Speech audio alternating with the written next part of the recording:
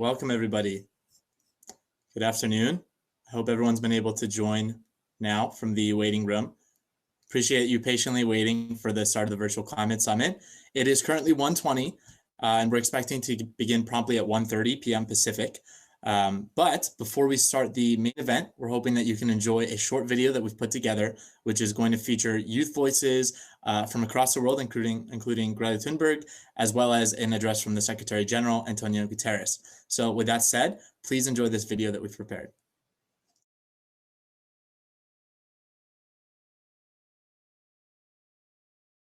With a magic wand, I would want everyone to be aware of their environment that surrounds them and make them appreciative of the land that they live on, because I think that appreciation is the true answer to change in the world.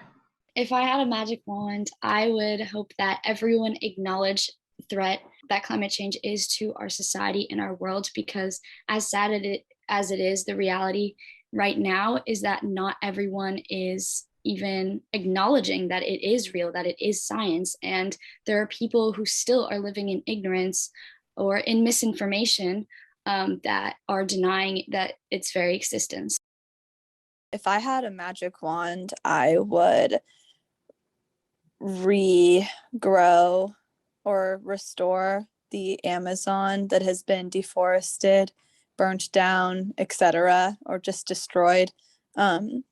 It truly is the lungs of their planet on top of the ocean. The Amazon is extraordinarily important to the survival of humans on this earth.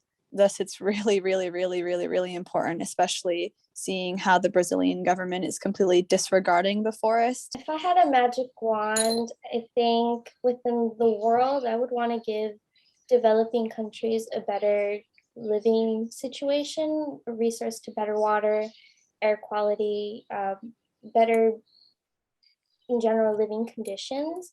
There's so many things that one could do with magic wand. I think even just switching all vehicles to electric vehicles, or making public transport more feasible for people just getting around all the time would have a huge impact. If I had a magic wand, I really would just have more people like y'all. I think that y'all really represent the future of our world and of our country. And I think that the fact that you were so empowered to stand for climate, to make tangible changes in your communities and beyond, to look forward and picture a future where we're all cooperating and appreciating nature and appreciating each other and working together to make these steps forward, that brings so much hope for me. Here we are before the flood, calling out to everyone. Take back what we know is ours. This is our future, this is our future. Tomorrow will be too late to try to fix the mess we made, so every child can feel safe about the future. This is our future. All around, all around, all around the world. Time is up, rising up, let your voice be heard. This is it, time is up. No more empty promises. For our home, we will fight. Behind the science, we unite. And the only hope we know is if we do this together. Home is burning to the ground, but you and I will not back down. You and I will not back down. You and I will not back down. Blue sky above us all is growing darker as we stall. Hard rain's gonna fall. This is our future. This is our future. To the governments and corporations, the people have run out of patience. Preserve nature for the future. This is our future. All around, all around, all around the world. Time is up, rising up. Let your voice be heard. This is it. Time is up. No more empty promises. For our home, We will fight. behind the science we unite. And the only hope we know is if we do this together. Home is burning to the ground, but you and I will not back down. You and I will not back down. You and world that's clean. I wanna have air that I can breathe. I want a world that's green. I'm gonna be the change that I wanna see. I want a world that's clean. I wanna have air that I can breathe. I want a world that's green. I'm gonna be the change that I wanna see. But this is it, time is up. No more empty promises. For our home, we will fight behind the science. We unite. The only hope we know is if we do this together. Home is burning to the ground, but you and I will not back down. You and I will not back down. You and I will not back down. You and I will not back down. You and I will not back down. A big thing with the climate crisis is coastal communities are going to not have a home anymore. In order to actually survive this climate thing, we're going to have to reconcile our relations with people from other countries. Otherwise, we're not going to survive. The interesting thing about climate change is that it's such a multifaceted problem, and it ties into really just dozens and dozens and dozens of other major cultural and socio-political issues that are happening all around the world. We should all go vegan. Does the UN have anything to do with this? Yes, because we're all here together. The UN is essential in order to combat the radical changes in our climate to sustain human life. Climate action goal 13 is for me, it's the most important of all the goals. If we don't work on climate action, nothing else matters. 19,000 people die a day because of the climate crisis. It's also the fact that the generations above us, they aren't doing anything about it, so it has to be left to the children. And I think everyone needs to stand together and help because we can't do it alone. It really can't be all up to us because we are kids and we do need guidance. But we do need good, inspiring guidance that's, trying to help and not saying, oh, use more, use more, use more. I mean, we're fine with what we have. Do we really need everything new? Greta Thunberg, she's really, really amazing and really inspiring, and I think that's a huge reason of why we're here today. Why are the people in power still pretending that everything is fine and as if we could just continue to live like now, as if there was no tomorrow? Well, there is a tomorrow. It is the tomorrow where we, young people, will live.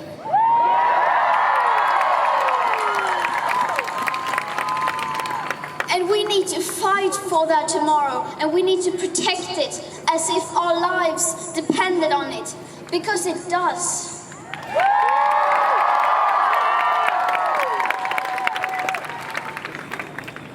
But we young people have had enough. We say no more.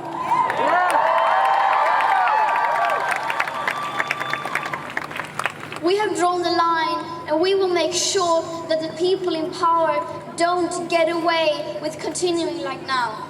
The older generations are failing us. They are failing future generations. But future generations do not have a voice. And the biosphere doesn't have a voice.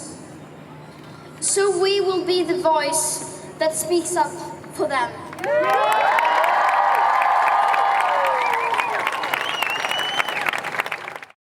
To put it simply, the state of the planet is broken.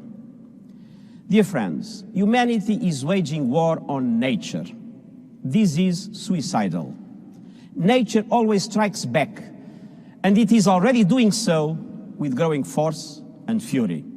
Today, two new authoritative reports from the World Meteorological Organization and the United Nations Environment Programme spell out how close we are to climate catastrophe.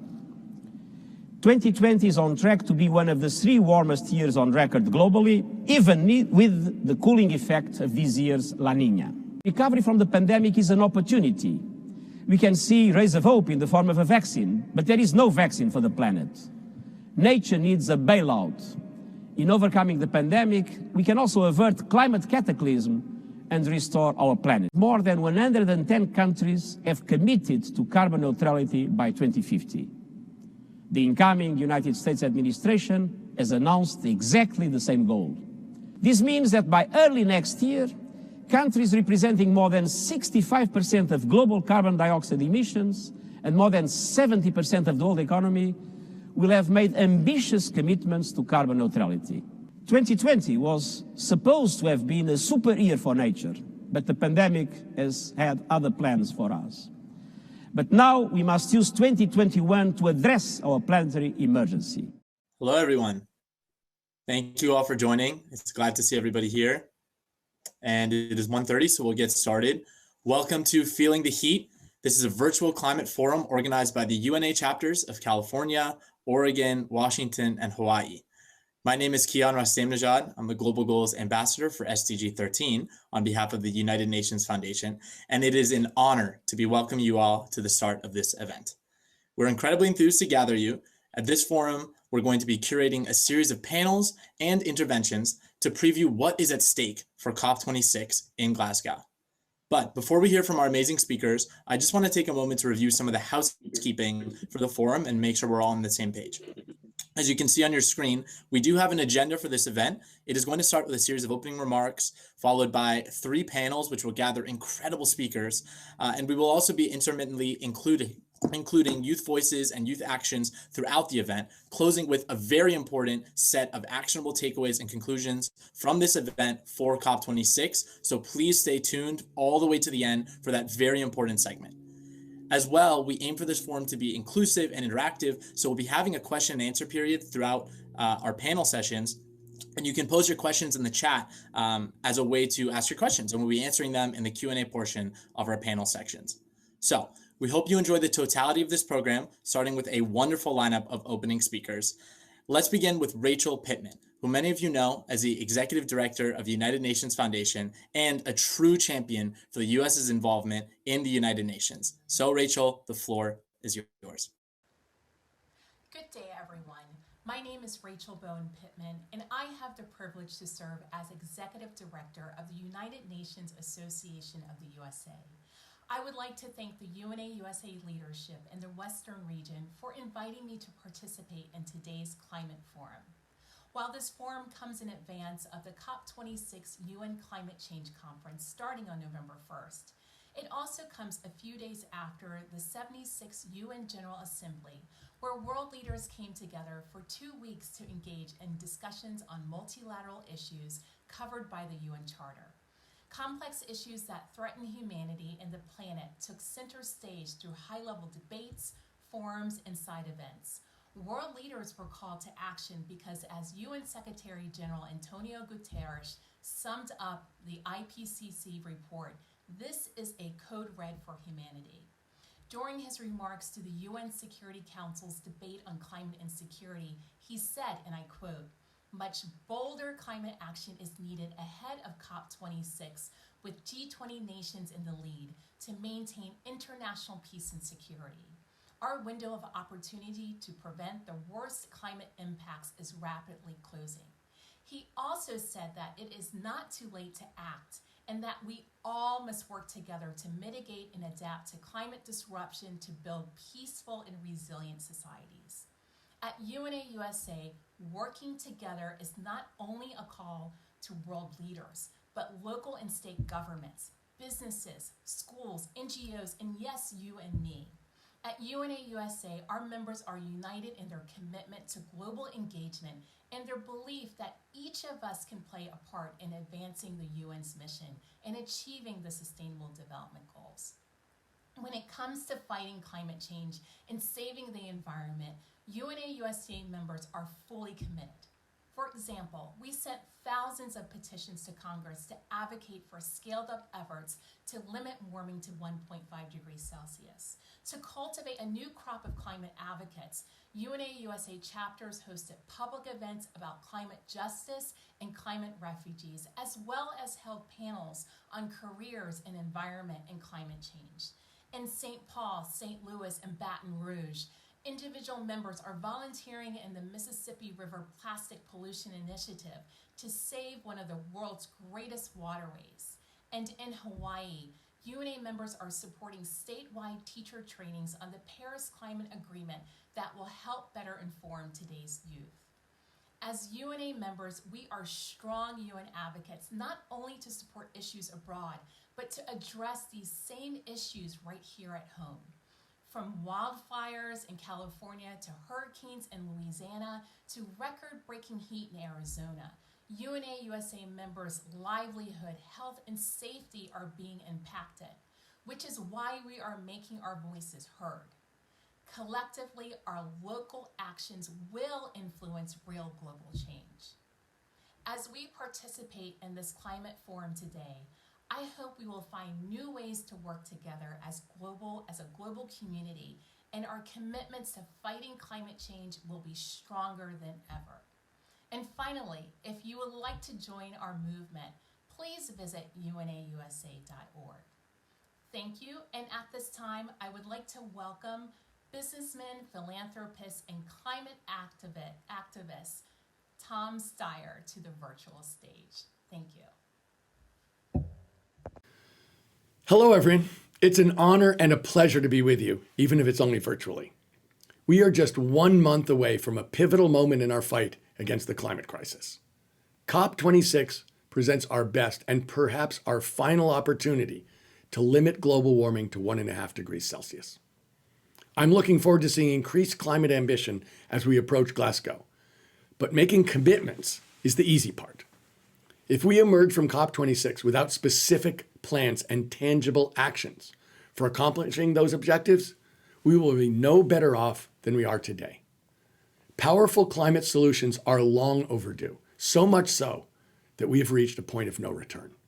If we continue to emit CO2 at our current rate, our carbon budget to limit global warming to 1.5 degrees C will expire in just under 8 years. 8 years. That's all the time we have. So any plans for 2050 without tangible actions for today and tomorrow don't answer the problem. There's an old saying in investing, strategy is easy, execution is hard. But we've spent years focusing on strategy, and that's important. But now we absolutely have to execute. And that execution, given the magnitude of this crisis, demands historic global cooperation and collaboration across industries. No country and no sector can do this alone. But we Americans have to start at home. The United States has an obligation to lead because of our outsized role in causing global warming and our unique ability to help address the crisis in a meaningful way. This moment necessitates comprehensive public-private partnerships like we've never seen before.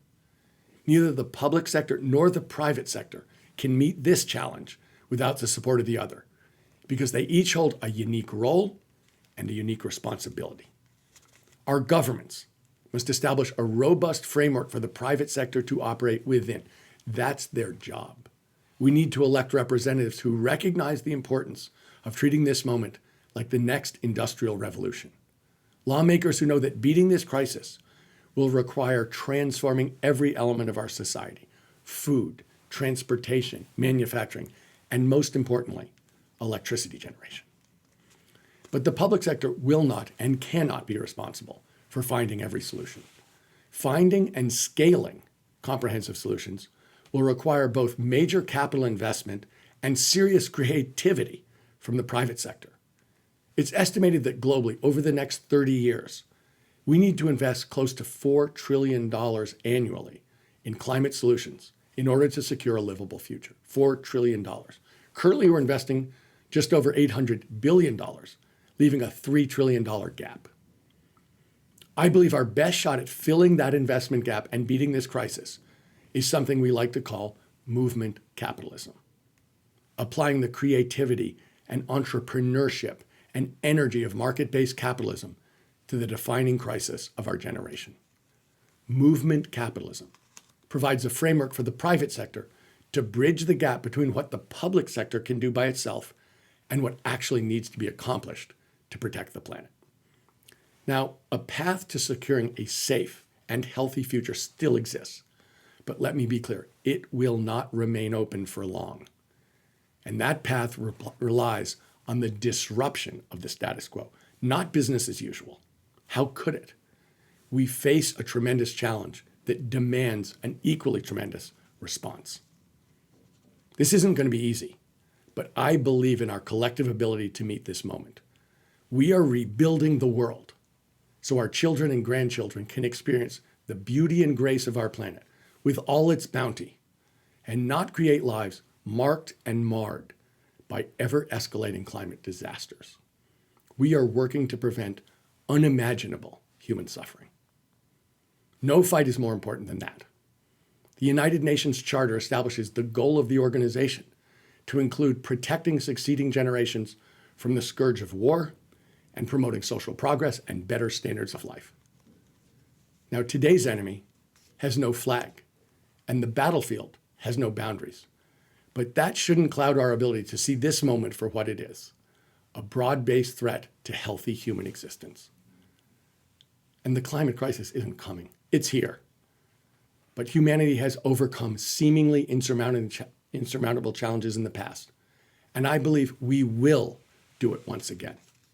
My faith in our eventual success and my trust in the power of human innovation comes from the energy I see in young people who, despite the hurdles, continue to organize and fight for their futures. Now, let's us fight for them, and let's do it now. Every year, every month, every day that we delay makes a serious difference. And winning slowly is exactly the same as losing.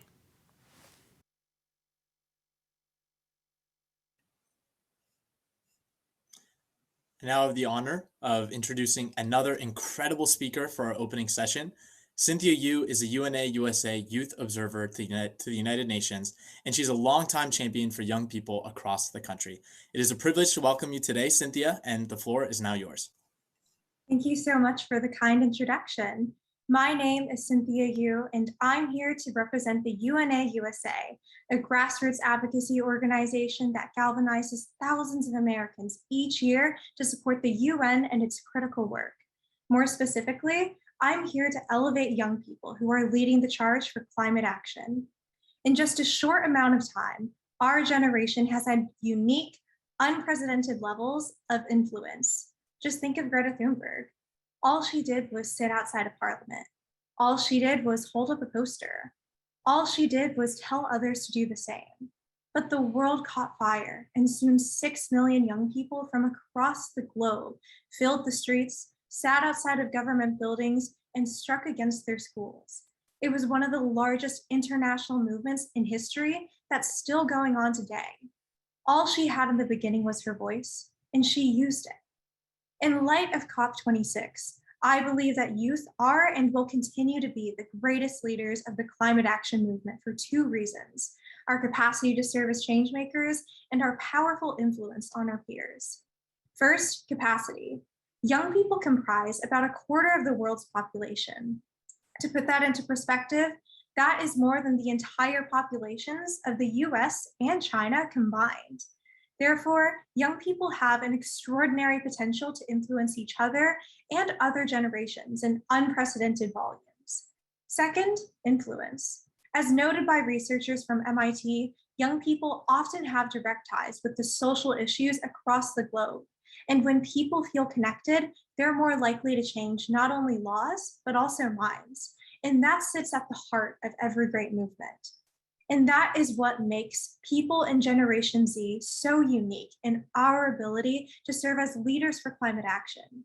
Instead of building walls, we are the generation that will take down the ones that divide us. Instead of waiting for the greatest issues to be solved tomorrow, we are the generation that will tackle the problems today. As Greta Thunberg once said, we showed the world that we are united and that we, young people, are unstoppable. And I think we are. Thank you.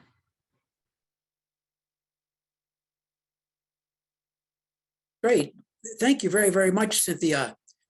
Your comments are a wonderful complement to Rachel Pittman's opening and Tom Steyer's remarks as well. It's with pleasure and anticipation that the forum shifts now to the first of 3 panel discussions, each with opportunities for questions and answers. Before introducing the 4 speakers of this panel, let me mention the context for this and the other 2 panels, a little bit more than has been mentioned already. They'll all address some of the most important issues on the agenda of the UN's Global Climate Conference that begins in exactly 1 month from today at the COP26 meeting in Glasgow, Scotland.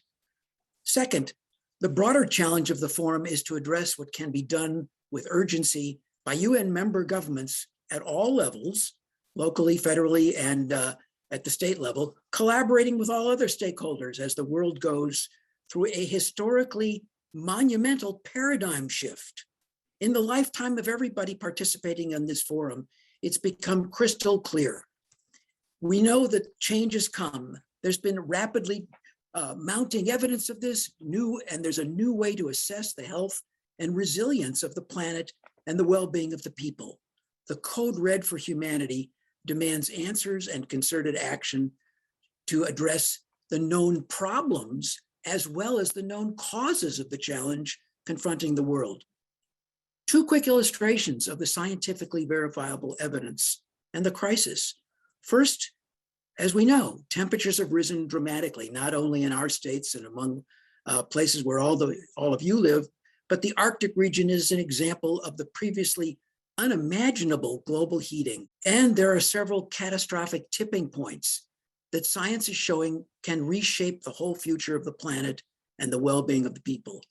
Any or all together call for a paradigm shift in the thinking and in a World War II type of mobilization to combat a shared enemy.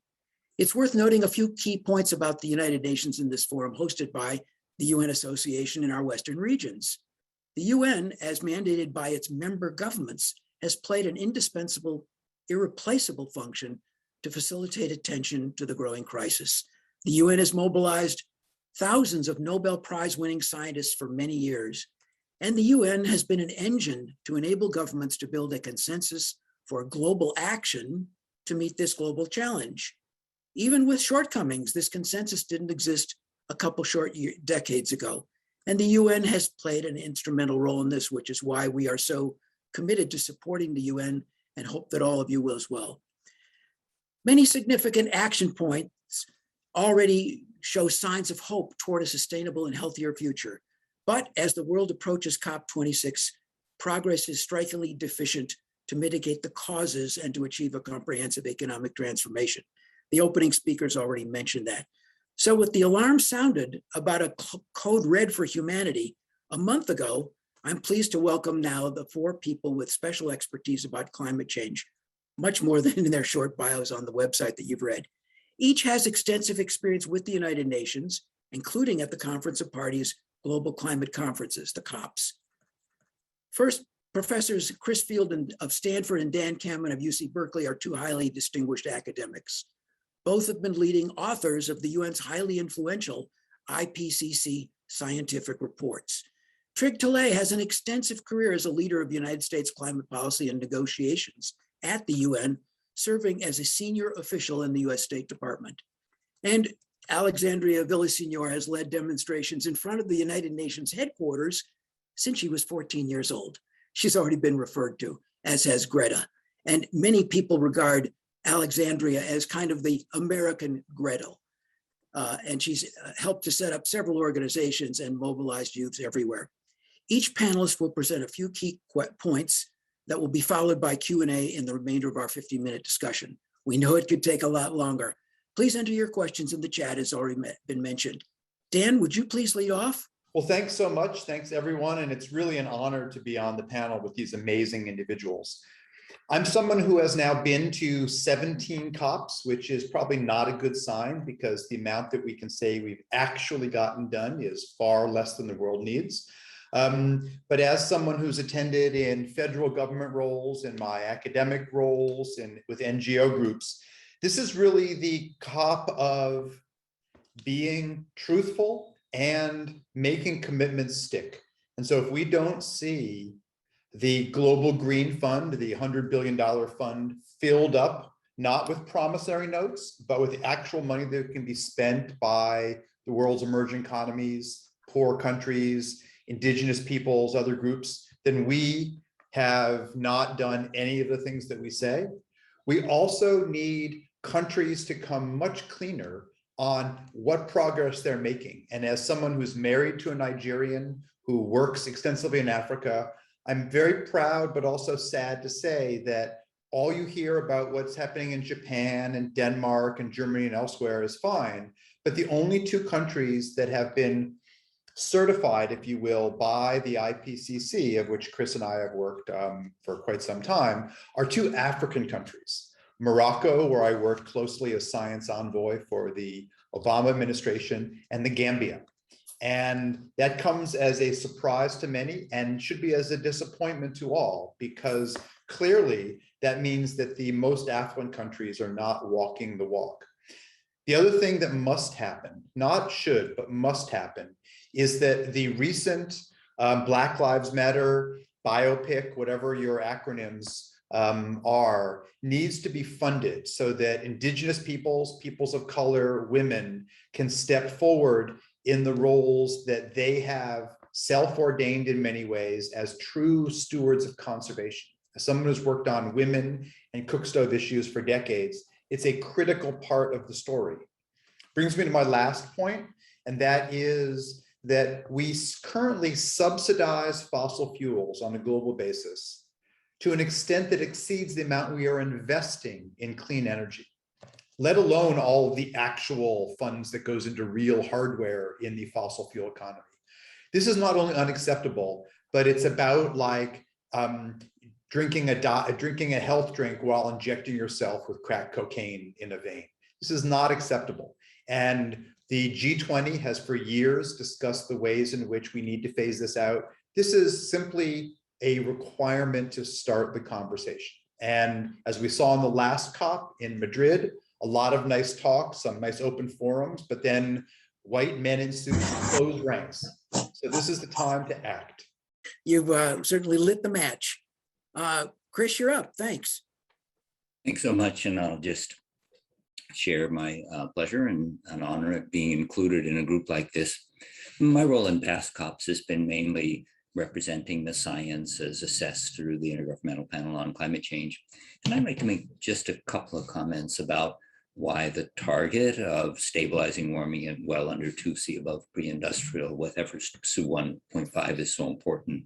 This traces back to the issue of the tipping points that Herb already identified, but I think it's really important for people to have a clear picture of what these tipping points mean, and I want to highlight 3 of them. The commitment to a large amount of sea level rise, the potential for releasing large amounts of greenhouse gases from the Earth's system, especially permafrost, and the potential to destabilize societies so that progress on climate isn't really a possibility in the future. And the key element of all 3 of these tipping points is that we have a very high confidence that there is a tipping point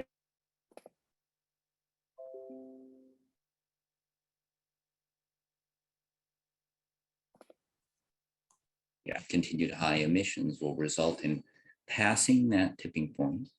And we don't know exactly where it is.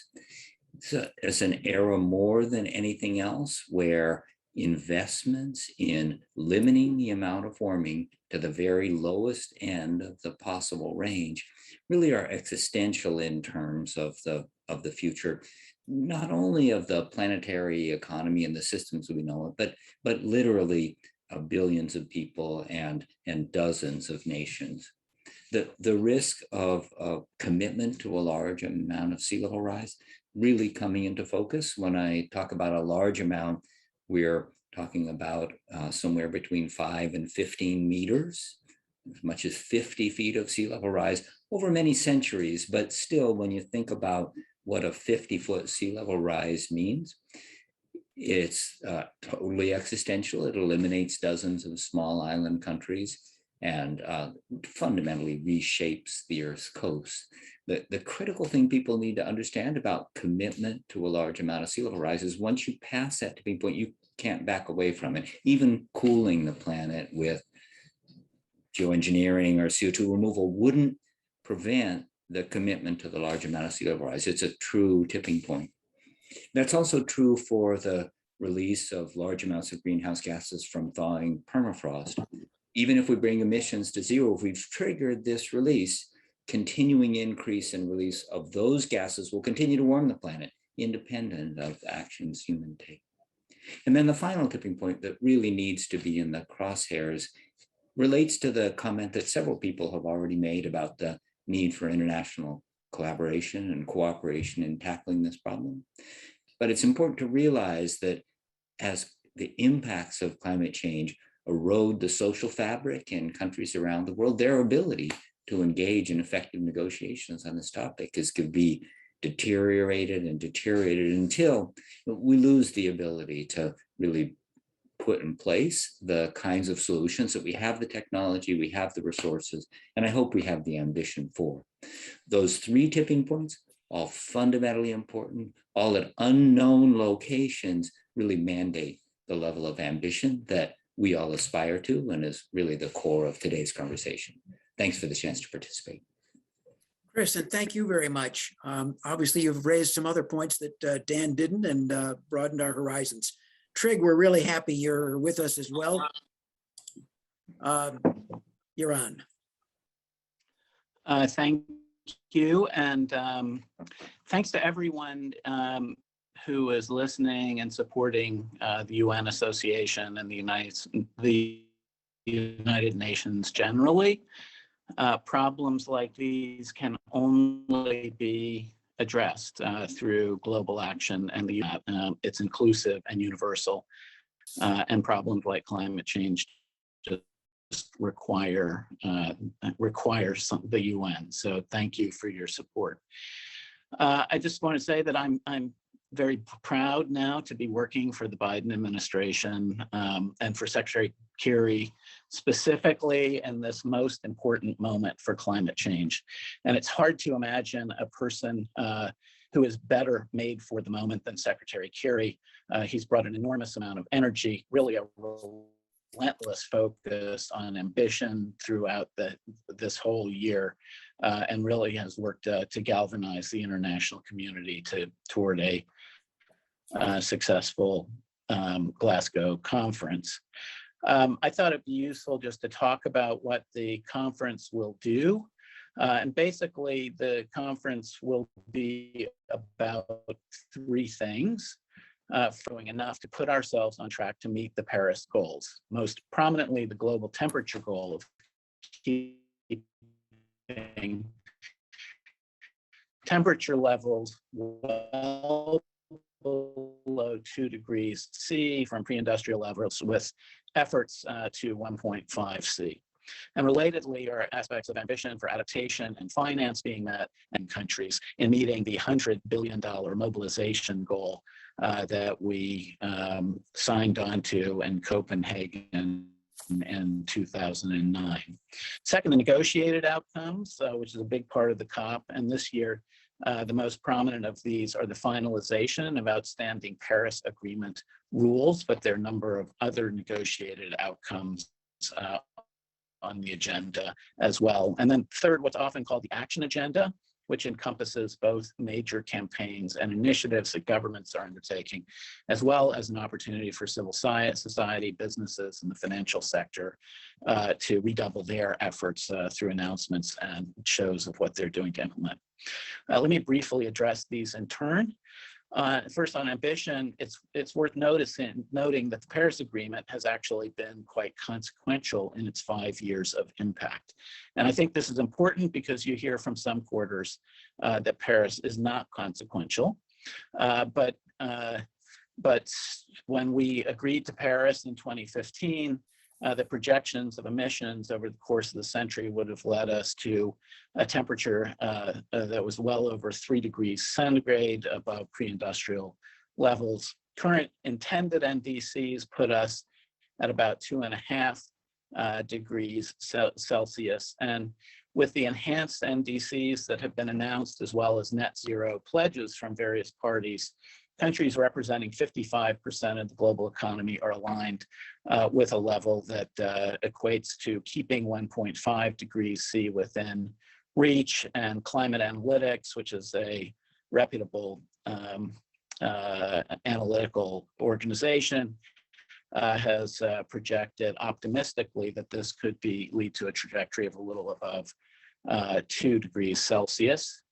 Now, this is not enough. And I think there is a broad sense within the community of nations that we really need to do more, and that the goal of Glasgow is to come out with a scenario in which we have kept 1.5 degrees within reach. And the United States is doing our part. We announced a NDC of 50 to 52% reduction below 2005 levels by 2030, coupled with a broad set of actions, many of which are before Congress right now, and a net zero emissions goal of 2050. We also announced support for developing countries who need it to meet the goals of the Paris Agreement, as Dan highlighted. And I would characterize these investments as very much a matter of enlightened self-interest. President Biden announced at the recent UNGA meeting his intent to work with Congress to quadruple our climate finance from its peak in the Obama administration to a total of over $11 billion by 2024, and then with a six-fold increase in adaptation, which is, I think, as Chris highlighted, a growing priority and imperative for many countries. So it's not enough. So what are we doing? Secretary Kerry has been really traveling all around the world virtually all year to meet with representatives of the large countries to push them to put out new NDCs. President Biden has hosted 2 summits. Those yielded a number of announcements for new NDCs, several of which were quite substantial over what they were. But we still have a number of G20 countries, largely from the emerging country group, that have not put forward new NDCs. And so there's a very strong focus, not just by us, but by a number of other major economies to try to get them to announce enhanced ambition by 2020, or rather by Glasgow. And without those announcements, we will not be in a place where we can say that we are keeping 1.5C within reach. Second, I just want to highlight that there are these negotiations on the rules for the Paris Agreement are quite technical, but they're very consequential in terms of the robustness and the environmental integrity of the Paris Agreement. They'll be with us for a couple of decades, possibly more. And 2 in particular I would highlight. One is so-called Article 6, which deals with the arrangements for the use of international transfer of emission reductions across countries, what are known as internationally transferred mitigation outcomes. And there's a big debate about the rules and their effect on the environmental integrity of the 2030 targets. We and a number of other countries are taking the position that we really can't agree to anything that will undermine the robustness of the 2030 level of ambition that we already have. And then finally, there's a set of negotiations on the rules for reporting and review. And this is what many people have called the spine of the Paris Agreement. The Paris Agreement relies on voluntary, what are known as nationally determined contributions. Countries are allowed to figure out what works best for them when they put it forward, and there's no binding compliance or penalties. But what we rely on are really robust that will then be reviewed both by experts and then by other parties. And so the idea is that the Paris Agreement will provide the kind of pressure from other countries for countries to both commit to more action and follow through. Well, a group of emerging countries, and by the way, we actually in 2018 in Katowice agreed on a very strong set of rules for reporting and review that allowed for a small number of flexibilities for developing countries that needed on the basis of capacity, but largely robust rules that every country will work its way up to meeting. But in this COP, a number of more advanced developing countries are working to eviscerate the progress that we made in Katowice and really create a rule set that would allow them to report any particular thing at their discretion. So watch out for that. We, the United States, most of the vulnerable countries, the European Union, have very strong positions against any relaxation of these rules. But I anticipate that will be something that we deal with only on the last day of COP. So I'll stop there. Wow. Thank you, Chris. You've added a tremendous insight into how the COP works and what those issues are. We'll come back to some of that, but now, Alexandria, take it away. You bring another perspective to this, and we look forward to it. Yeah, well, I mean, first of all, thank you everyone for having me here today. My name is Alexandria Villasenor, and I'm a 16-year-old climate activist, and I organize with Fridays for Future, as well as I'm also the founder of the climate education nonprofit Earth Uprising International. And so over the past year, we have witnessed some of the most extreme climate events that modern society has ever experienced. We have seen tremendous flooding in Africa, China, and Europe, a heat dome that baked the west coast of North America for days, unprecedented wildfires in Greece, Turkey, Siberia, and also the largest amount of land burned in California in recorded history, with 2 or more months of wildfire season to go. And so we've witnessed hurricanes that accelerate wildly over warm seas before landfall, and droughts that have depleted reservoirs that, well, we've never seen depleted before. And so it's no wonder that researchers from the University of Bath have found that 75% of young people say that the future is terrifying. And most young people think that governments are betraying our entire generation. Another study from Belgium recently found that young people will live in an unprecedented life of climate disasters. UNICEF recently found that half of young people fear having children due to climate change. Maybe that's because another study found out of Brussels found that newborns today would experience 36 times more heat waves in their lives than older generations. And do you know what all of these studies tell me? They tell me that adults totally know what the problem is. And actually, I'm pretty sure these educated adults also know what got us into this mess. And quite frankly, I learn more every day about how adults have the skills, knowledge, and tools to get us out of this mess too. With COP26 coming up so quickly, world leaders now more than ever have a responsibility to act to protect future generations. But the youth aren't just demanding an end to fossil fuels and their emissions. Youth know that so much damage has been done already, and we're demanding climate solutions be implemented equitably and reparations be given to the most impacted. However, that is just the beginning. Youth are realistic about the amount of work and change it's going to take to save our planet. We know we must shift the current global culture of consumerism, profit, and greed to a culture of sustainability, equity, and care. Because of this, the demands of the youth go much further and include climate education and literacy at all school levels, holding governments, corporations, and polluters accountable.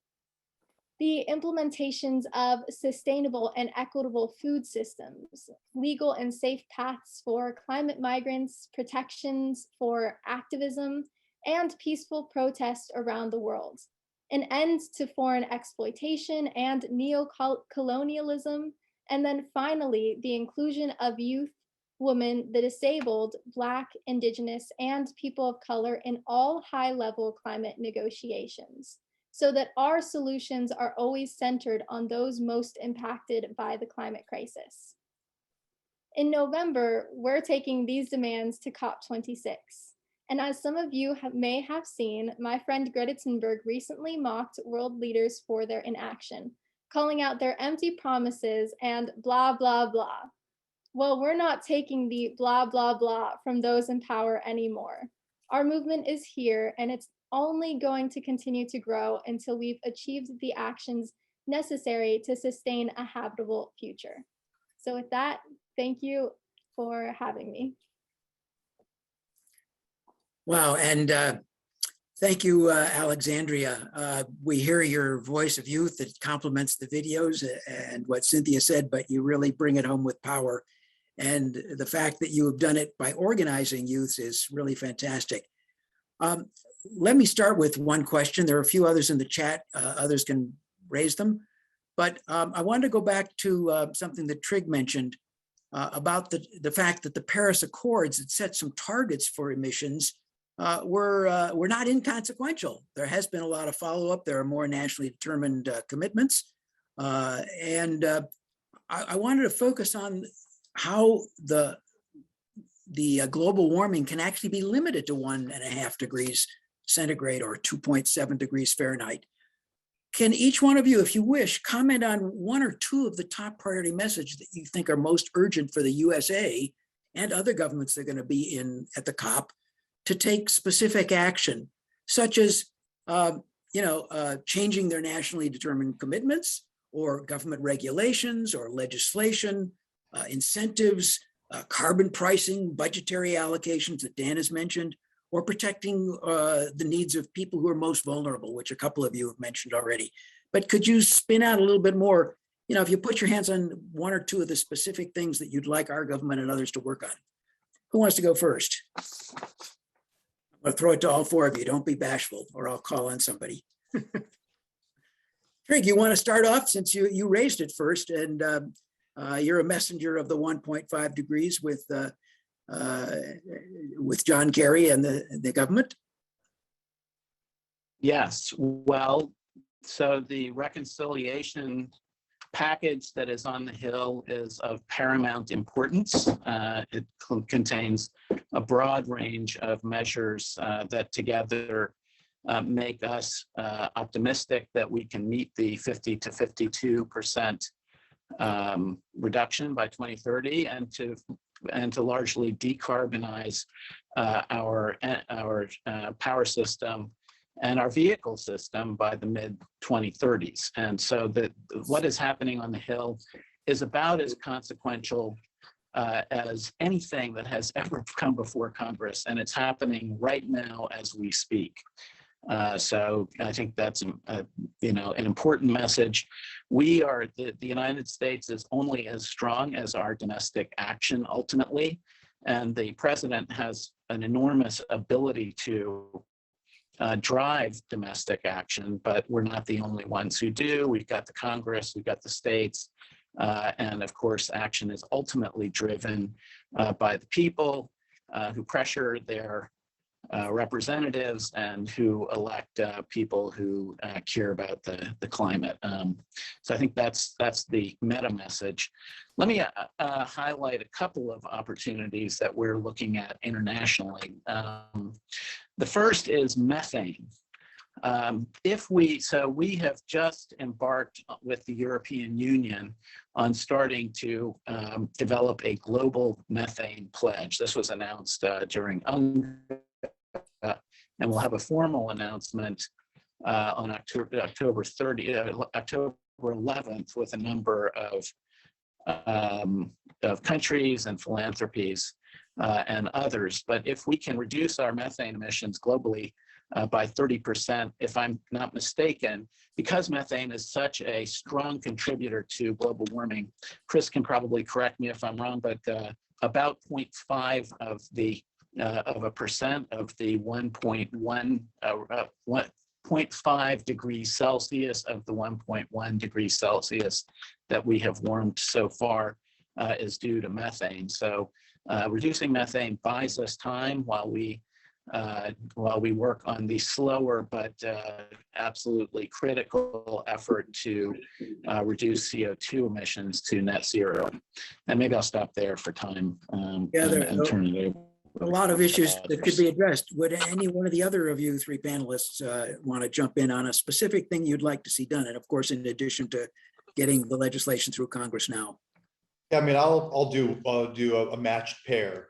One is that we've now seen in a variety of modeling studies and reports in Bloomberg and The Economist that it's now cheaper to build clean energy projects than to operate existing fossil fuel projects. That puts an economic message that President Biden has picked up with his 2035 clean energy system pledge, which is a remarkable jump ahead. The second part is that it's now very clear that we'll not meet our climate goals without making social and racial justice and gender justice core. And the reverse is true. We will not meet our social justice goals without making climate justice core. That is well said, but it's rarely funded. California has a commitment to put 35% of our cap and trade money into those actions. President Biden picked it up to go to 40%, but we need that justice, climate nexus, and gender equity nexus to be funded throughout multiple levels of government. And there's multiple machineries in place to do it.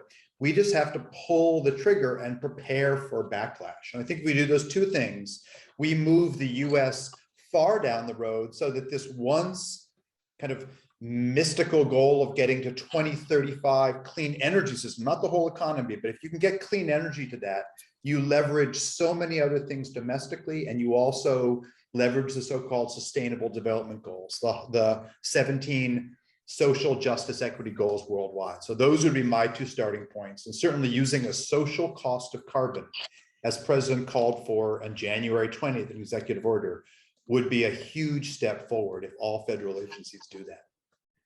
Great. Chris or Alexandria? Yeah. Quick point or two. Yeah, go on.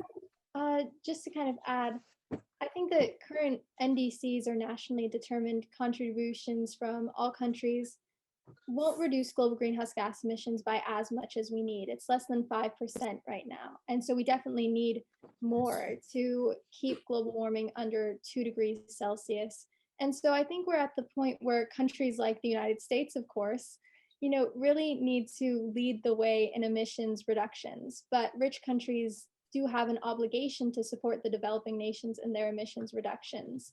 So I think that this is where the radical inequality on our planet has gotten us, where the rich can actually afford to reduce their emissions where others cannot. And so this is the future for all of us at stake. So we really have to help everyone and support everyone make these sort of changes and decisions. Thanks, Alexandria. Chris, did you want to comment? And then we'll go to questions from participants in the last 15 minutes. And I agree with all the priorities that others have raised. I think the additional priority we need to think about is addressing the economic dislocation that the transition to this renewable energy system causes, and places like Wyoming and West Virginia really need to be empowered to pursue a whole new set of opportunities for the people who live there. And it's an important component of the broader environmental justice paradigm that Dan's already spoken to. Kathy, are you on to raise a question from the audience, participants? Sure. Joshua and I are going to take some of the questions that have come in the chat. Thanks for everybody submitting those. There's a few that we'll try to group together, I guess. So several of you have, talked about the solutions that we need and the time we need them in, but how can developing countries afford, even with the lower prices, they cannot afford to borrow the money to institute the transition they need to a clean energy economy. So how can they be, how can funding be facilitated either through the World Bank or the, funding the Green Climate Fund sufficiently for them to actually reach these solutions?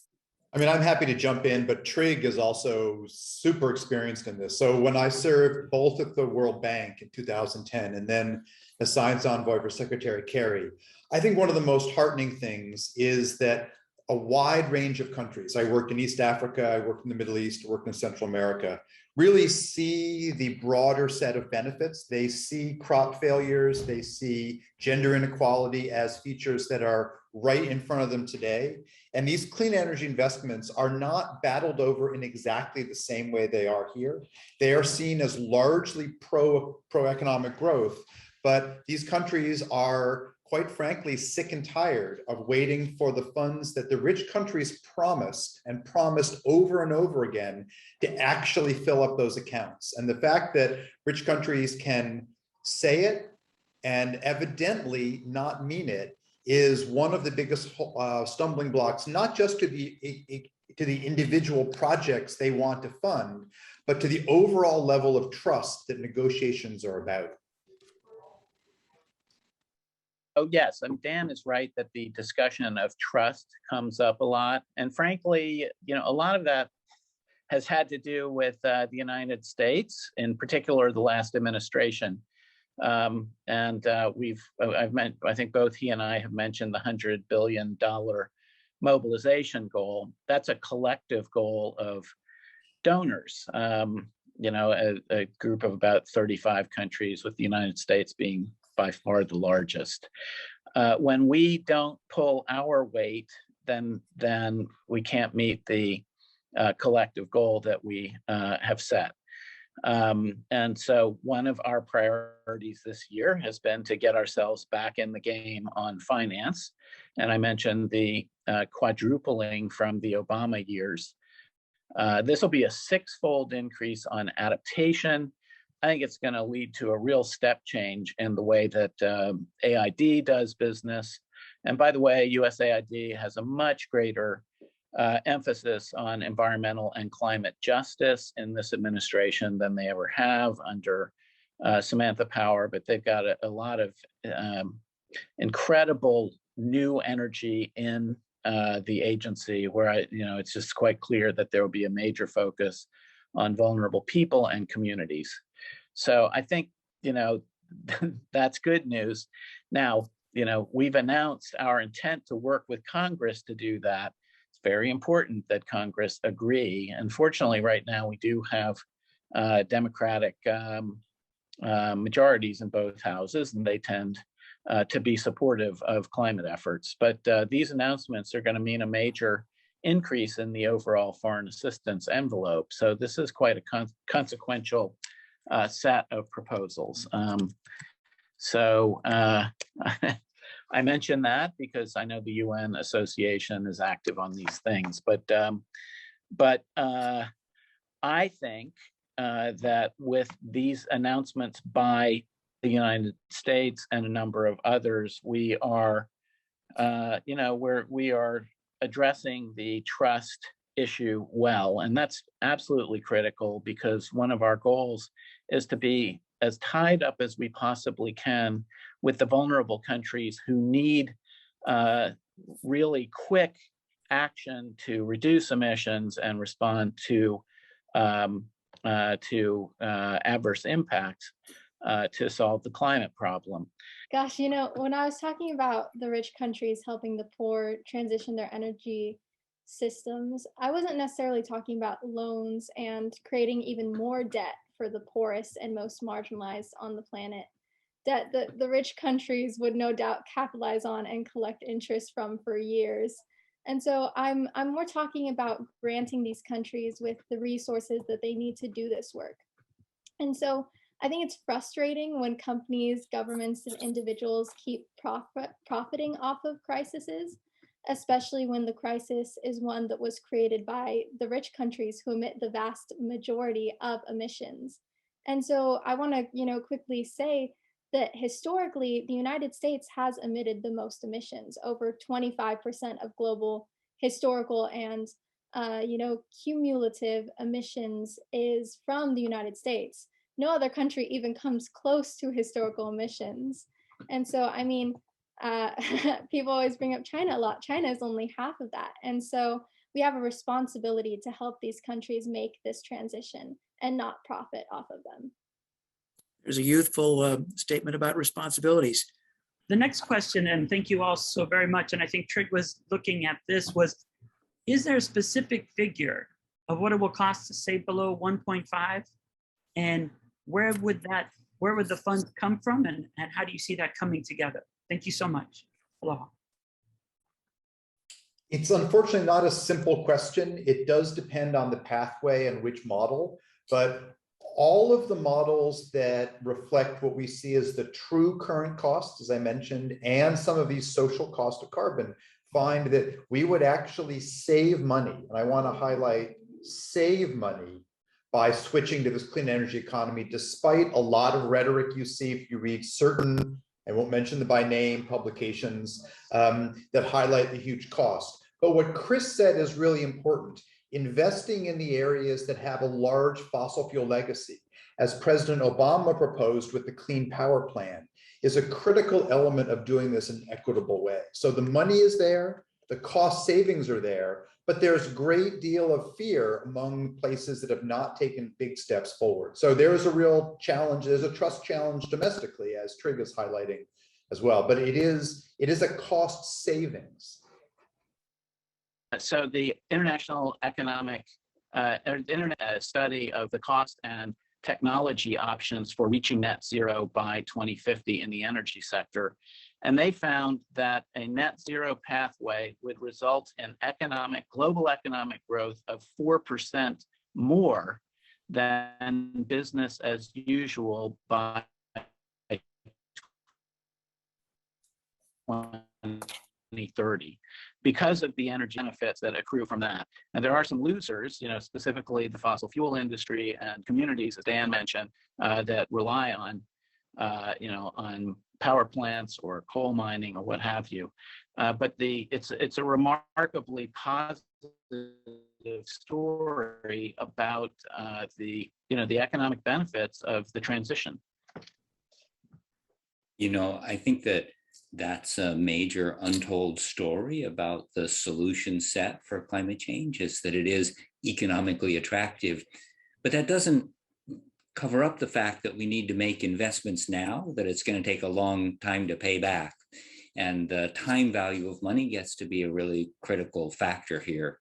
And we could deal with it, as Alexandria says, by making financial grants, or we could work on it by being creative about the financing and recognizing that good investments now can pay off in the long term if we just create a fair pathway for that to occur. Yeah, I only have one thing to say about how we pay for it. And AOC already put it on her Met Gala dress, if any of you saw, tax the rich. Okay, we have, thank you. We have time for probably one more question and some short answers. We're going to wrap up in about 3 minutes. Kathy or John? Yeah, let's tackle this one. There's a number of questions that get to this in the chat, and please check out the chat. Some of our speakers are answering your questions there also. But fossil fuels, we cannot get to our climate goals in the US or internationally without rapidly transitioning away from fossil fuels, and hate to put the one administration representative on the spot, but might as well do it. The Biden administration continues to approve fossil fuel projects in the United States, like Line 3, the pipeline that would go from Canada through Minnesota and indigenous lands. A number of people have asked, why can't the administration really start addressing the need to reduce fossil fuel extraction and shipping? Well, I'm not familiar with that particular thing, I'm afraid. I wish I was to be able to answer your question directly. But I can say this, that the Biden administration's budget outlined a whole series of eliminations of fossil fuel subsidies that exist in our budget historically. And internationally, we've developed a new policy in the multilateral development banks to vote against fossil fuel projects, except in very limited circumstances where there are no other opportunities in either poor or small countries. So that's actually a radical departure from the last administration. And I anticipate that there will be more like this. I can tell you, I'm actually in Italy right now for what's known as the pre-COP ministerial. It's like the last meeting before the conference of parties with all the minutes. And Secretary Kerry went on at length about the need to eliminate fossil fuel subsidies. If we are raising money to fund decarbonization, we can't at the same time be subsidizing the very thing that we are trying to raise money to get out of. So I agree, I think big problem. Really needs to be getting coal out of the power system, especially in the US. And coal is the worst of the polluters. It's the least economically efficient, and it has a wide range of other unacceptable environmental impacts, totally obvious that we need to get coal out of the system. It's mostly not even the big fossil fuel companies, it's investor-owned utilities that simply haven't had the incentives they need to make the right decisions. Folks, I'm going to cut in now. This is a fantastic discussion. Your presentations, all four of you, and your answers to the questions were great. We all thank you. There's lots of great comments in the chat and gratitudes. We're going to transition now to some more voices with the wisdom and the concerns of youth, and then move on to the next panel, which will begin very, very shortly. Thank you again. I think one thing that is very important is to establish some form of market-based policy to either set a price on carbon or set up some system of permits via cap and trade, so that when businesses are making their decisions and trying to maximize their profit as they do, that actually accounts for the externalized costs to society and benefits thereof of their potential actions. When it comes to protecting water bodies, when it comes to setting out regulations for water pollution, governments play a much bigger role than corporations do, because they really can kind of get away with continuing to pollute water sources under the radar because people just don't talk about it as much. So that's where the government really needs to come in. It's a privilege to be able to have choices. And I think not every consumer has that. And if anything, it's oftentimes held against us. That's like, you didn't make the right choices. That's why the world is this way. But like, no, corporations and governments have so much more power in changing their policies, using policies or using their business practices to help us reduce our carbon impact. We care, but a lot of times businesses are so opaque about what their actual environmental impact is that, or like, for example, like one brand of Nestle might be saying that, oh, like we source locally from like local agriculture, but they're still part of Nestle. We still contribute to Nestle's huge carbon footprint. The products that are especially cheap tend to have a large environmental impact. And a big part of that is how the government does subsidies. Like there are massive subsidies for agriculture with like dozens of billions of dollars being funneled into them that primarily go to these crops that take up like huge amounts of water and land. And then that also plays into like livestock agriculture, since that's like the feed that is provided to them. And I think refocusing where that money gets spent is really important, as it would make it easier for individual consumers to live sustainably and for whole businesses and industries to become more sustainable. Businesses and governments need to divest from fossil fuels. The fossil fuel industry relies on insurance companies to insure their infrastructure, and they have gone out of their way to place the burden on consumers, place the onus on consumers that they wouldn't, if the demand wasn't there, then it wouldn't be an issue. And that is really, frankly, just diabolical and highly misleading. COP26 is important to me because I have been visiting a community park which has trails for walking and biking. There's also a beautiful pond which was home to innumerable numbers of geese, mallard, and great blue herons. And every year I see the water in this pond depleting. The birds are vanishing and the fishes and turtle are disappearing. And this year there were so few birds in this pond that I could barely count them. I feel sad going to this pond to see it in such a miserable state. As I live in California, there are a lot of fires. So we can already see the effect of climate change impacting the fire season starting way earlier and being dramatically impacted and just enlarged. And also like the Hurricane Ida that's happening. It's one of the biggest hurricanes we've seen in our country, and it's devastating many like states in the United States, which is really scary. I met just somebody today who said that his house is 3 feet below water right now. I met somebody else from Iowa who said that they experienced the worst flood in 1,000 years in 2008 that's still impacting communities today. I met another person who discussed how there was a wildfire that he could see from his house one day, and the very next day there was snow. Even in California, y'all are having some of the worst wildfires ever in human history. And so when we think about how this is impacting not just us, but also so many countries and people and nations across the globe, it's really up to us to lead the charge for today and tomorrow.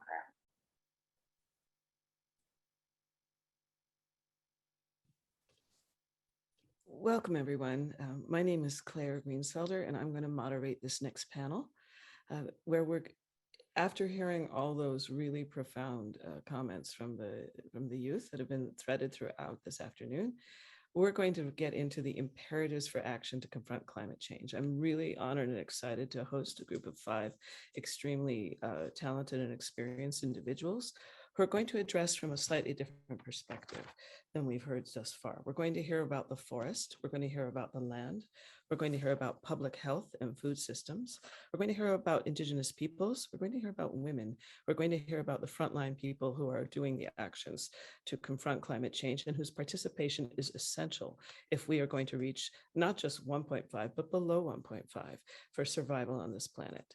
I want to note that there's been some comment about the US's role, and we must remember, those of us who are here in the US, that we're only 4% of the global population, and yet historically well over 30 or 40% of the cumulative greenhouse gases. By some token, we should be providing well over 40% of the financing for the world. So if $1.8 trillion is needed for climate finance, then we should be providing 40% of that. It's also worth note that when we talk about finance, that in spite of the fact that there's an aim to reach $100 billion a year, current global military spending is just under $2 trillion. The money is there, it's just in the wrong place. And this panel is going to tell you not only how it could be used, but how it could be used to address the climate crisis that also works in a way for justice, equity, and sustainability for the people of the world. And we'll begin with Dr. Connie Rosa Renouf, who will speak about current attitudes and perceptions of climate and climate activism here in the US. I'm not going to get into bios, they're on the website. I just want to use all the time to hear what our speakers have to say. So welcome, Dr. Rosa Renouf. Well, I want to begin by thanking the organizers for inviting me to this panel, which is going to discuss actions to reduce climate change. I'm going to set the stage for this by talking about public opinion, because if we want to enlist more activism, more support for our negotiators and legislators, we want more action on the ground, then we need to think not only about the policy objectives, but also about what the public thinks and what is keeping more of them from engaging and being part of fighting for solutions. What you see before you is an audience segmentation of the American public that we did back in 2008, and we've been following them ever since. And we start with the alarmed on the left, which is where I think probably all of us on this call are, a quarter of the American public back in March. With each step, each segment, as you move to the right from the alarmed, there are lower risk perceptions, lower understanding, less understanding of climate science, less engagement, less motivation to act, till you get to the disengaged, who for them, this is not a non-issue, that they're not aware of it at all. And the last 2 segments then are the segments that are skeptical about climate change. Most of the dismissive, those are the folks who think that this is a hoax. First thing I want you to notice here is that the doubtful and dismissive, there are 22% of them. If you compare that to the alarmed and the concerned, it's 55%. There are a lot more of us than there are of them. We often perceive that there are more doubtful and dismissive because they tend to be very vocal.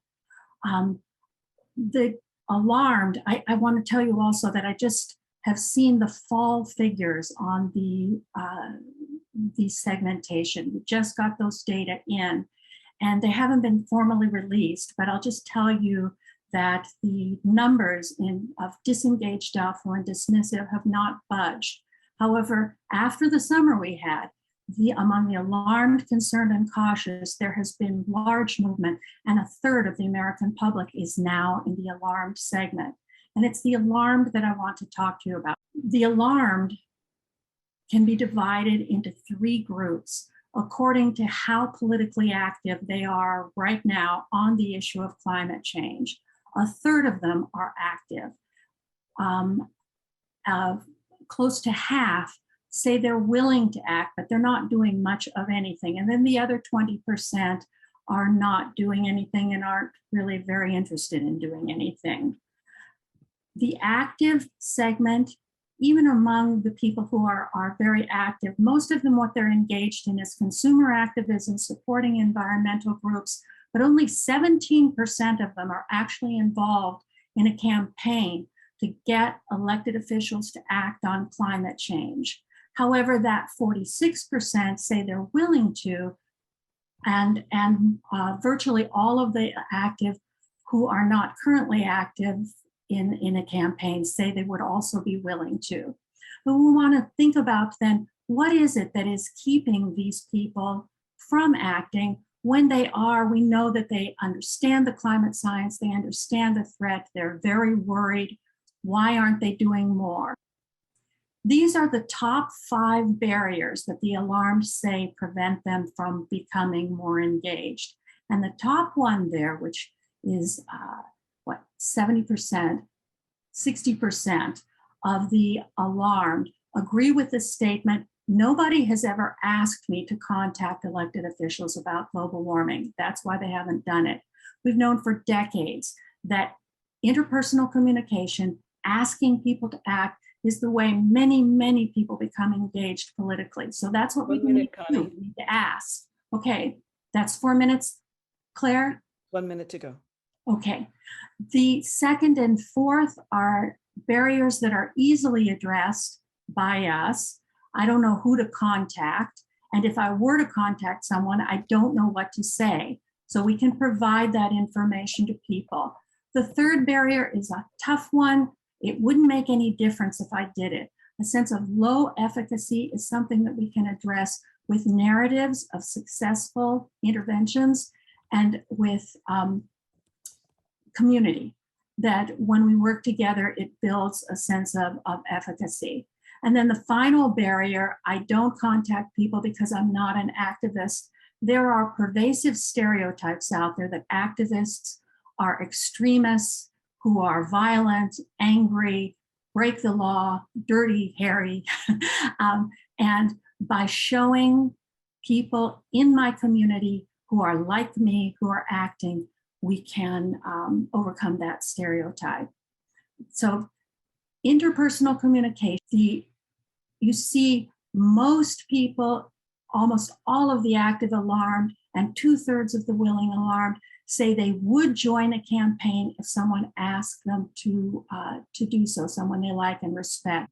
We're going to move right on to Dr. Badege Bishaw from the University of Oregon, who's going to speak about forests and climate in a more general way as part of the solution. Dr. Bishaw, please. Yeah, thank you, Claire, and the organizing committee for inviting me to talk in this forum.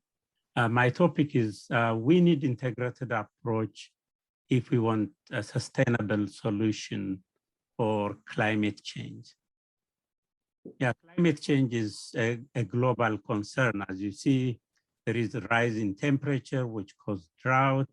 Even in our region, every year we are having fire and higher temperature, the hurricanes and melting of the ice and sea rising. And even in our health, the human health is affected due to climate change. So what do we mean by nature-based solution? Nature is good for our climate. It can absorb and store carbon from the atmosphere. Forest and high carbon ecosystem can help us prevent climate change. So when we say nature-based solution, any action that we do to conserve, restore, and improve the use and management of this ecosystem. So by increasing carbon storage in the forest or avoiding green gas emission, we can address climate change. So as I said, I'll focus on forest and climate change. Here is a general distribution of the world forest. About 45% of the world forests are found in the tropical region. 27% are in boreal region, and 16% in temperate and subtropical. I brought this because these are the lungs of the world that absorbs carbon dioxide and release oxygen.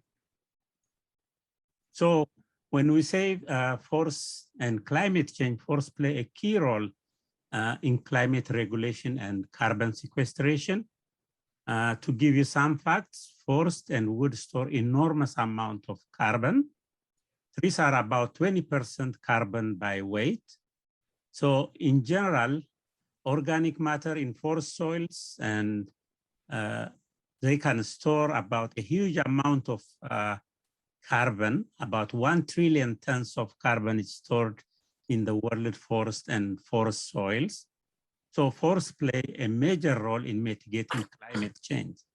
So destruction of the forest, or what we call deforestation, can add about 6 billion tons of carbon dioxide to the atmosphere each year. So we need to do something to halt deforestation and increase the forest cover around the world. So here is just some example. Most of the forests, if you see the forest development, it is 1919 to 2015, most of the deforestation is happening in the southern hemisphere, where you have those most tropical forests. So by clearing these forests, either for agriculture or commercial livestock raising, we are increasing the carbon emission to the atmosphere. So we need to take action to halt deforestation, as well as do reforestation to increase the forest cover. And another important point I want to emphasize here, these regions are where you find most developing countries. So they clear the forest to practice agriculture, to continue their livelihood. So how can we help? 1 minute, how Dr. developing countries can help? 1 minute. Okay, so we need to see the equity and how we can partner on this. So it is very important when we say integrated approach, we need to balance the economic as well as the natural capital that we manage in the world. So that means it requires an integrated approach to ensure benefits of ecosystem services and human well-being. These are interconnected. So one of the examples is sustainable forest management. Regarding our agriculture, we have to practice perennial agriculture and ecosystem restoration. So climate change crisis is borderless. That means it is global. So we need to have partnership between developing countries and developed countries. As I have indicated earlier, most of the tropical forests are home for biodiversity, and these are really absorbing huge amount of carbon dioxide. Okay, thank you. Thank you so much. I do apologize to our speakers for the 5-minute time, but we want to have time for discussion. And again, we'll make sure the PowerPoints and collective presentations are available online. But I'd like to move on to Dr. Tracy Osborne, who's the Associate Professor at the University of California, Merced, but also the system-wide leader on the new system-wide Center for Climate Justice, who's going to address the whole forest question and climate change from the point of climate justice and further solutions. Welcome, Dr. Osborne. Thank you so much for the introduction, and thank you also to the organizers of this event. So today I'm speaking from Oakland, California, which is the ancestral and unceded land of the Ohlone people, who I'd like to acknowledge. So in this short intervention, I'd like to discuss the importance of a climate justice approach to climate change mitigation in tropical forests. So I'll lay out the challenges of current forest-based climate strategies, the importance of indigenous land use practices, and a framework for equitable climate action in tropical forests. We're still looking at a world at 3.5 degrees Celsius, and this is significantly higher than the 1.5 degree Paris goal. Conventional climate strategies are largely based on market mechanisms and technological fixes over more equitable and long-lasting solutions that address root causes of climate change.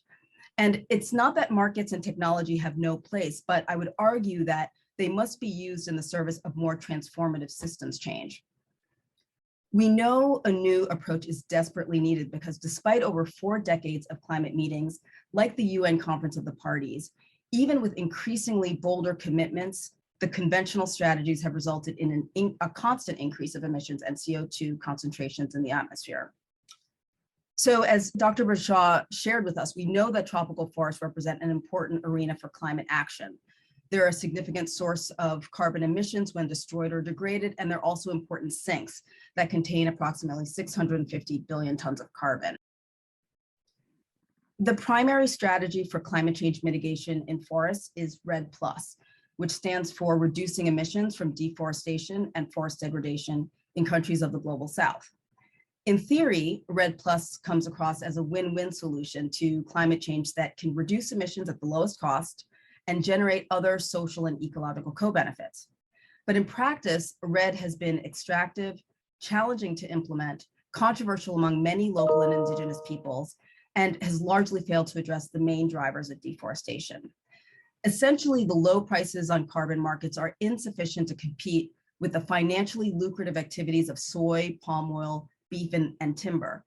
Therefore, instead of addressing the primary drivers of deforestation, REDD has targeted indigenous and local community land uses. Enrolled as participants, forest communities either must restrict their land use or plant trees in order to receive meager carbon payments, often insufficient to fairly compensate them for reduced forest access. The irony is that these carbon projects can alter the same indigenous practices that have been critical for keeping forests intact for generations. There's a growing body of scientific evidence that shows the importance of formally recognizing and securing local community and indigenous peoples' land tenure for climate change mitigation. When indigenous peoples have recognized land tenure, they're more effective at protecting their land, and deforestation rates are 3 to 4 times lower than similar land under state or private control. Currently, a team and I are working on developing the climate justice or CJ standard for tropical forests. The CJ standard is a certification for climate projects, programs, and initiatives that adhere to the principles of climate justice. Unlike conventional models, the CJ standard addresses the underlying drivers of climate change with the broader vision of creating a world where extractive systems and economies have been transformed into ones that are regenerative, equitable, and support the sustained well-being of all life. 1 minute, Tracy, please. Thanks. Key criteria of the CJ standard for tropical forests are the following. These projects, programs, and initiatives produce measurable climate, ecological, and social justice benefits. They address the main drivers of climate change, follow the UN Declaration on the Rights of Indigenous Peoples, supports Indigenous life plans and other collectively determined plans for well-being. It considers the interests of Indigenous and local communities as well as governments, tropical forest governments at all levels. It offers direct partnerships between funders and community-based projects rather than abstracted market portfolios. And payments are tied to the social cost of carbon, which is about 20 times the current market price. Bornea Center for Climate Justice, which is a system-wide center for which I'm honored to serve as the founding director.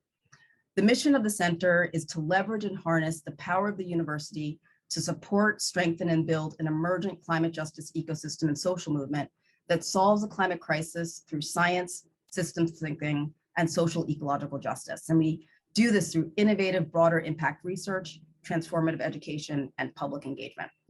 Thank you so much, Dr. Osborne. So privileged to know and work with so many of you. Our next speaker is Dr. Rupa Maria, MD, who is going to address further and deeper to the land, the economics, and the justice dimensions of sustainability in relationship to climate change and public health, and do it all in 5 minutes. Welcome, Dr. Maria. Thank you for having me, and thank you to the organizers and my fellow panelists who laid everything out so well. So I'm a physician, and an activist and an artist. I'm speaking to you today from the occupied and unceded Apache lands. I can see the US-Mexico border out the window of the trailer where I'm sitting right now. The border patrol is right behind me. And these systems of borders and supremacist structures that are a part and parcel of the United States are a part of what is driving the destruction of the earth, and what we have found is also the inflammation of our bodies. So the exportation of capitalism through colonialism and the mindset that set up these supremacist structures about 600 years ago have been part of tearing apart the web of life and how it supports human thriving and vitality. I've outlined this in great detail with a book I just wrote with economist and political ecologist Raj Patel called Inflamed: Deep Medicine and the Anatomy of Injustice. But the takeaway point for today is just to mention that we have to issue solutions or propose solutions that come from the same mindset that caused the problem. So can capitalism and market-based solutions solve our problems of climate collapse? No, they can't, because those are the systems that brought us here. One of the ways in which I am looking at this in my work with the Deep Medicine Circle is through the food system. So the Deep Medicine Circle is a women of color directed organization that seeks to heal the wounds of colonialism through food, medicine, story, restoration, and learning. And we work between Indigenous and non-Indigenous people to advance a form of farming where farmers are recast as ecological stewards of soil and of the water, and the food is liberated from the market economy to address those people most impacted by colonial structures. So if we look at the food system today, the commodification of land, the commodification of food, we see that very few people profit and a lot of things suffer. Basically, that's the take-home point. Health problems are going to become more intersecting as time goes on. But what we see here is we start with land return. We reframe farmers in their public service of taking care of the land, taking care of the soil, building up the biodiversity in the soil that can mimic what we see in a deciduous forest and start sinking more CO2 by building up the fungal bacterial ratios in the soil. And then we start liberating the food to feed the people.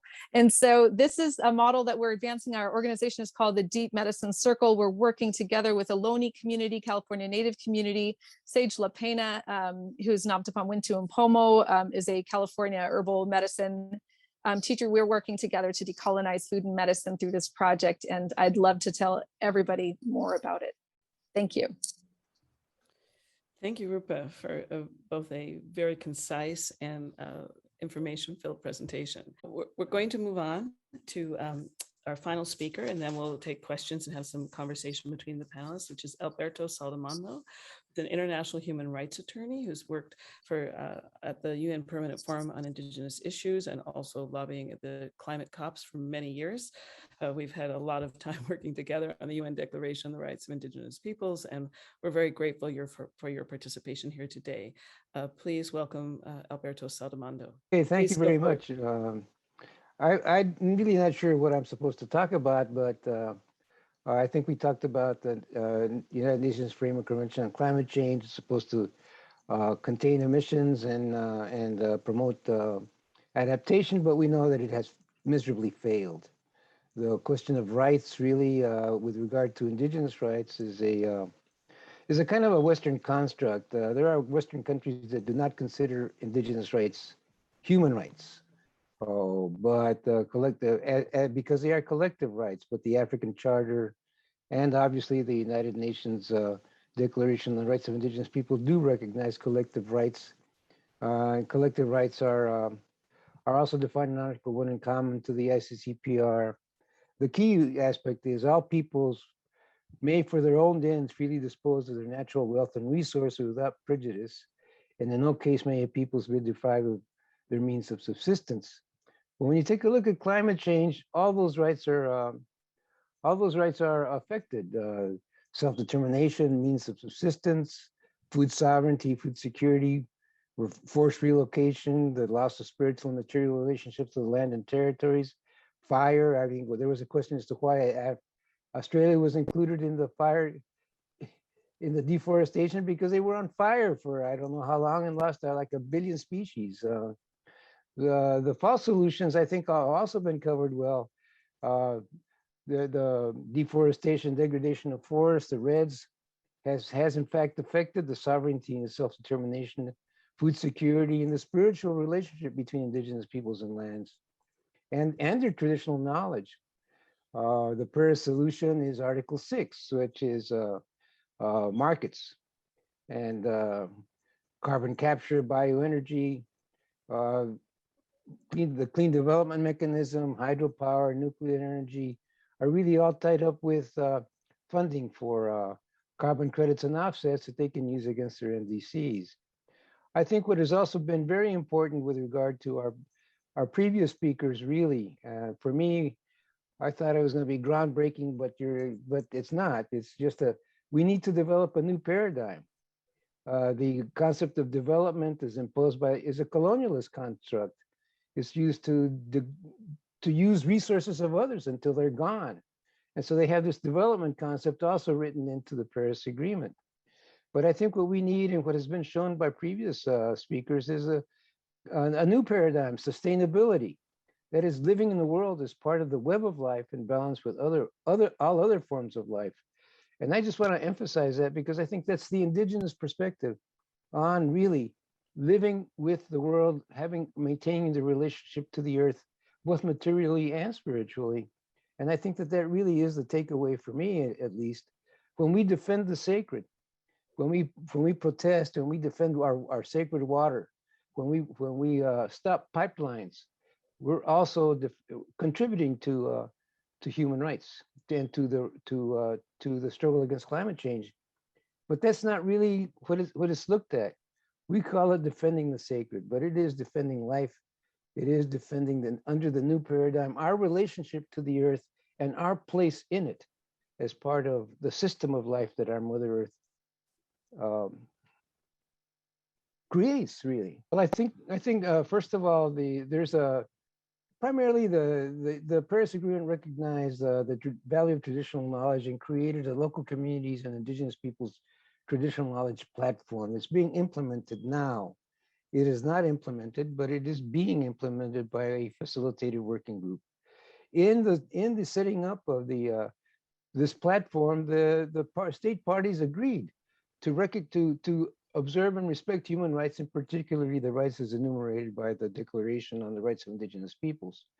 And so we hope to use that to really impose stringent social and environmental safeguards, including human rights and the rights of indigenous peoples in climate action, both in terms of the global climate markets and in terms of the cooperative climate markets like RED Plus is. And it was really very well described by my sister. But we hope they have made a commitment to respect indigenous rights, and we intend to hold that promise by insisting that the social environmental safeguards that are required for markets and market solutions and as well as non-market solutions, because there's threats there too, be imposed. Also, the Article 6 itself has internal restrictions, fungibility, that is that these internationally transferable mitigation outcomes, they don't even call them offsets, they call them transferable mitigation outcomes, be quantifiable in metric tons of carbon. There's all kinds of additionality. So those things are the things that we hope to lobby for and achieve at the COP. But in any event, I think the most important part is to really call on civil society, defend indigenous peoples, to defend local communities that are resisting this colonialist development. And promote and support sustainable communities. Thank you. Thank you. It needs to be said, and in fact, you have 500 years of time to speak that is due you and due the indigenous peoples of the world. I wish. Yeah, no kidding. So let me just say, there's been a first question that came to me from the chat. Thank you very much. And I just wanted to take it to a sort of a second acknowledgement that I'm also coming to you from where I was born, on Ohlone unceded territory. And that's why I chose the picture behind me. Some people had suggested to show a picture of climate devastation, But I wanted to show a picture of the hills of California that I love so much, where I was raised on the lands of Native peoples, and that it's so much a part of the work that we're all doing is to recognize, support, and defend the transition back to re-indigenization of our lands.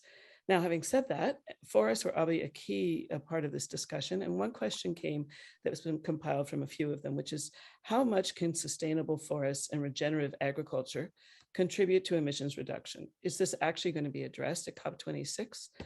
How critical is this? I think you've all touched on this to the lives of Indigenous peoples, but I'm going to start with and kick the question to Dr. Osborne to begin with that.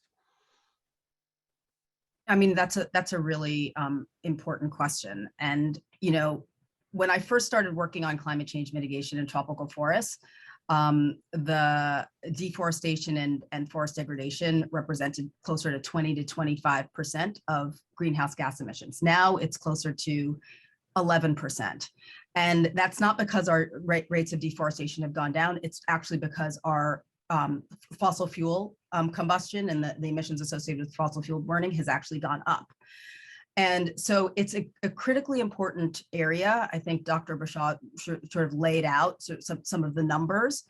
You know, I think while certainly natural climate solutions are play an important role, I think what we as a panel are trying to demonstrate is that yes, you know, reducing emissions from deforestation and forest degradation are important. Yes, we need to sort of shift fossil fuel subsidies and move those toward renewable energy. But I think what we're trying to sort of suggest here is that we need a paradigm shift. We need a broader systems change, because we have for over 40 years, we've been using sort of technological market logic to solve this issue. Those are just sort of addressing the symptoms. They're not actually addressing the underlying drivers and causes. And so what I think we're arguing here is that, particularly with forests, if we fail to address the underlying issues and drivers, which is really a climate justice approach, we are not going to get there in 10 years. So I think the argument is that what are the types of activities and strategies that we can use that are aligned with natural climate solutions in agriculture, in forests, that are going where we identify those leverage points that are going to start shifting our the political economic system to one that's more regenerative as opposed to extractive. And I feel like the youth that spoke right before us, they were clear about exactly the same point. Thank you, Dr. Osborne. Let me ask Dr. Bashaw if you have anything you would like to add to that. I think it is a very important issue. You know, the COP26 should address this issue, and countries have already committed to raise about $100 billion, and that money can be channeled to do more reforestation, to conserve the remaining natural forest in this region. In addition to that, our agricultural system should be more perennial. We are using now more inputs, more fertilizer, more pesticide, rather than using organic and sustainable agriculture, which can save us, you know, emit more carbon dioxide to the atmosphere. So COP26 can help us if the resources are channeled in an appropriate way, and if good partnership is built between the North and South, that resource can help mitigate some of the excess carbon dioxide in the atmosphere. Afforestation, reforestation can help us a lot. Thank you. Would anyone else like to comment on that, or should we move on to another question? Well, if I could, I think the downside is that the COP and the business interests that control it are going to ignore that, are going to ignore these solutions. It's already a perverse incentive to not recognizing indigenous land and indigenous tenure as required, as really spoken for by the IPCC. I think they're using national parks and conservation areas to avoid conservation and conservation areas.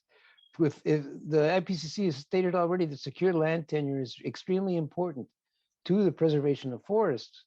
And so by not recognizing indigenous land tenure, the state can in fact use REDD+ and other things like that. So I think much of what we do at COP is going to necessarily need to be followed up after the COP. And I think that that's what we're looking at, is what are we going to do after the COP? And that is to promote sustainability, promote our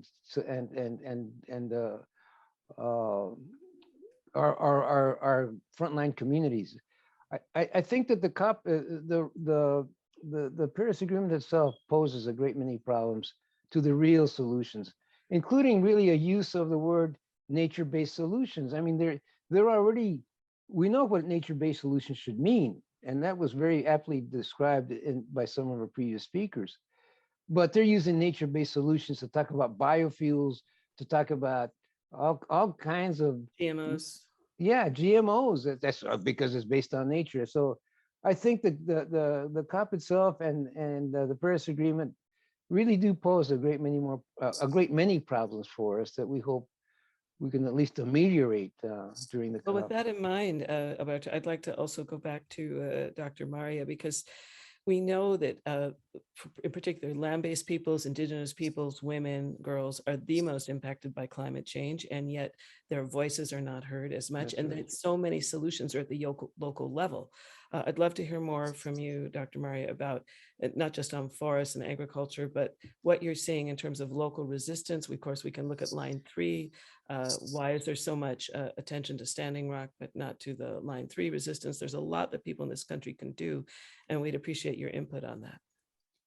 Yeah, I think that, I see a lot of people shouting in the chat about Tom Steyer's concept of movement capitalism, which I just kind of find slightly abhorrent, because movements have been fighting capitalism since 1492 in these lands, and that the indigenous communities who are still here and fighting climate, they've been fighting climate change since 1492. The climate has been changing in these lands since that time, and it's only gotten worse with more and more extraction and more control of those systems that are required for human well-being. So food, shelter, medicine, water, all these education. So all these things have been completely controlled by capitalist industrial entities who are now seeking to make themselves relevant at a time where everyone's sort of waking up and realizing that the earth has been destroyed by these structures, by these industries. And so they want to make themselves relevant. They want to, have an ability to control things as it all spirals out of control. And I think we need to call their bluff. 10 years, people are screaming, we need 10 years to capitalism is the only thing that can save us. That was the same lie that came here when the Christians came to convert all the natives, like, oh my God, they're all, savages and heathens, and we need to convert them all and save them all. So, let's go at it. And, we see the mission schools and all the dead indigenous children. It's a horror show. So I don't believe that mentality. I don't believe the savior complex of capitalists. I never have believed it. And I think it's important that we understand, again, the root causes of what's that's driving these things. So as long as food is a commodity, as long as property is private in these lands, as long as water has been commodified, as you see in California, the state will burn, the people will suffer, the air will be poisoned, the land will be toxic. And so all of these things, as I take care of patients in the hospital at UCSF who are coming from the Central Valley with bizarre and rare anaplastic thyroid cancers because their parents worked in the fields where they're applying these fossil fuel-based chemicals onto the soils, and they're harvesting the food, working as undocumented farm labor. It's a human atrocity that's happening right now, and it's because of these industrial capitalist projects. So do I see them as solutions? No, I don't. And so that is why we need to follow the leadership of people like Winona LaDuke, people like Karina Gould, the grandmothers who are very clear about what is needed and how it's needed, and what to do. And so there are plenty of solutions right now. Thank you so much. I want to quickly move to a final comment about finance, because one of the things that is so critical is about the money. And there was a mention of the $100 billion, but the scientists that I heard speak 10 years ago at the UC Irvine, together with the Dalai Lama, said that no, it's really $430 billion a year that's needed.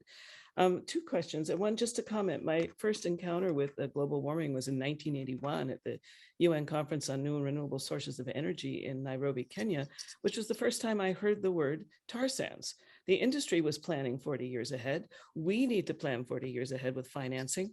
Dr. Renouf, Rosa Renouf, what is American public opinion towards financing, towards actually considering giving more? I should say that last year, global GDP, as the military spending increased again, but global GDP shrank, even as military GDP increased. So where do you see financing and public willingness to accept our responsibility as the world's largest climate polluter historically to take action? Because this is something that all the people listening and watching today could engage in to understand our role in global climate finance. So what are the attitudes of American people towards that? Wow. I wish I had some recent data to share with you. I know that Americans have increasingly moved toward being willing to pay more in order to mitigate climate change. But it's still, if you ask about gasoline tax, people don't support it. There's a lot of opposition to anything that has the word tax on it, has the word tax in it. If you frame things in other terms, you can get more acceptance of it, but taxes, that's poison in terms of public opinion and getting people to support increases in taxes in order to fight climate change. So that's a challenge. And I think we have five minutes left. Is that correct? Yeah, so we have 5 more minutes for this panel. I'd really appreciate other comments on what is needed for both climate finance, but also globally. What can we be doing, and then locally here in the US, to change public opinion and to move people towards a greater responsibility towards the rest of the planet and peoples who are living on it, and the peoples who are living here in our own local communities. Dr. Osborne, would you like to address that at all? And how are you doing that at UC in your special system-wide climate justice perspective? What kinds of things are you doing through that program to bring this awareness? Yeah, thank you for that question. Just really quickly on finance, I mean, we're actually seeing a significant amount of funds being mobilized for tropical forests through the LEAF Coalition, through the Bond Challenge. One of the concerns is that many of the programs and projects that seem to be being funded by this finance tend to be tree planting projects. So, and I think where we really want to put emphasis is on protecting, intact primary forests that are already being protected and managed by local and indigenous peoples. In terms of some of the work that we're doing at the UC Center for Climate Justice, this is a UC-wide center, and Dr. Maria is a key sort of lead in some of the work that we're doing with the center, because it represents all 10 campuses. We are developing a course, a climate justice online course for undergraduates that we hope that students across the UC, but also across the US and beyond, will eventually be able to have access to this course. I noticed Dr. Daniel Kamen was also on the earlier call, who's also participating with a lead also in the center's work. And we are also conducting research, a type of convergence research. So we also bring in, we were talking about indigenous knowledge and the knowledge of outside of academia. So we really bring in this kind of non-academic knowledge along with the interdisciplinary teams in order to conduct the research. And we're working with policymakers and public and private sector actors who are aligned with climate justice. So we're really excited about this work. We think it's important, and again, while there's certainly a role for technology, really being clear that climate justice is the North Star for this type of work. Well, and as we wrap up, I know this is a horrible challenge, but to each of you, Dr. Rupa Badeji and Alberto and Connie, one sentence, what keeps you going? What gives you hope? And what's the good news that you're seeing in the world right now? And I'll start with Rupa, because I know you're involved in good news. Good news is that we got 38 acres of land going back to Ohlone community in the San Francisco Peninsula that we are farming, that we are decolonizing food and medicine together collectively between Indigenous and non-Indigenous people, that we are advancing Indigenous goals in occupied territories across Turtle Island. And so there's a lot of beautiful, good work happening right now. And we just need to have the courage to identify, diagnose the problem correctly so we don't go out with harebrained solutions. Thank you. Dr. Bisha. Yeah, I think with partnership, working people, both in developing countries should work together. Climate change doesn't have any border. It is a global crisis. So we need to address this issue in partnership with half of the world, where most of the people live. And climate change alone is not a problem. We have more concerns like biodiversity, food security, all have impact, back into climate change. So we need to see it as a holistic problem, and we have to give it a sustainable solution. Thank you. Dr. Rosa Renouf, good news and what you're looking to in the future. Well, I think the good news is that we have a third of the American public who are alarmed about climate change at this point. And the past research shows if we ask them to do things, they are willing to do it. They just don't know what to do. They don't know who to talk to. They don't know what kinds of actions they can take that will be most effective in reducing climate change. And if we give them things to do, they will do them. Thank you so much. And obviously that's something we all should be doing. And hopefully this forum will guide people to do things. And finally, Alberto Salamando, your hope for the future and good news things as far as your work in the COP. I think that in one word, it's youth. I think youth is adopting those attitudes and really accepting the newer paradigms of relationships with each other, with the earth, with our biodiversity, and all over the world. I think that includes the traditional communities of Africa and Asia, particularly Africa. I think people and youth in particular are seeing the value of their traditional systems. In Brazil as well, indigenous youth is seeing the value of their traditional systems and promoting and using them. And because really traditional knowledge is a ongoing process. It's not just from the past. So I have a great faith in youth and their future. Thank you so much for this wonderful panel. And I would just echo that my first experience with NGOs was at that meeting in 1981 in Nairobi, Kenya, where I met grassroots activists from around the world. It changed my life and it changed my future. And now there were only 100 of us. And now you see 10,000 activists from around the world attending these COPs, representing millions more at home on every continent: women, youth, people of color, indigenous communities, multi approaches to all places, degendered, not degendered, but you know what I mean. I'm missing my vocabulary right now, but just to say everyone is in the circle and moving forward. And we're so grateful to have the participation of people of all races, ethnicities, genders, approaches, and gratitude to our indigenous peoples of this land for still being here and moving us forward. So thank you, everyone. Thank you for the panel. And thank you to the United Nations Association for this opportunity. Thank you.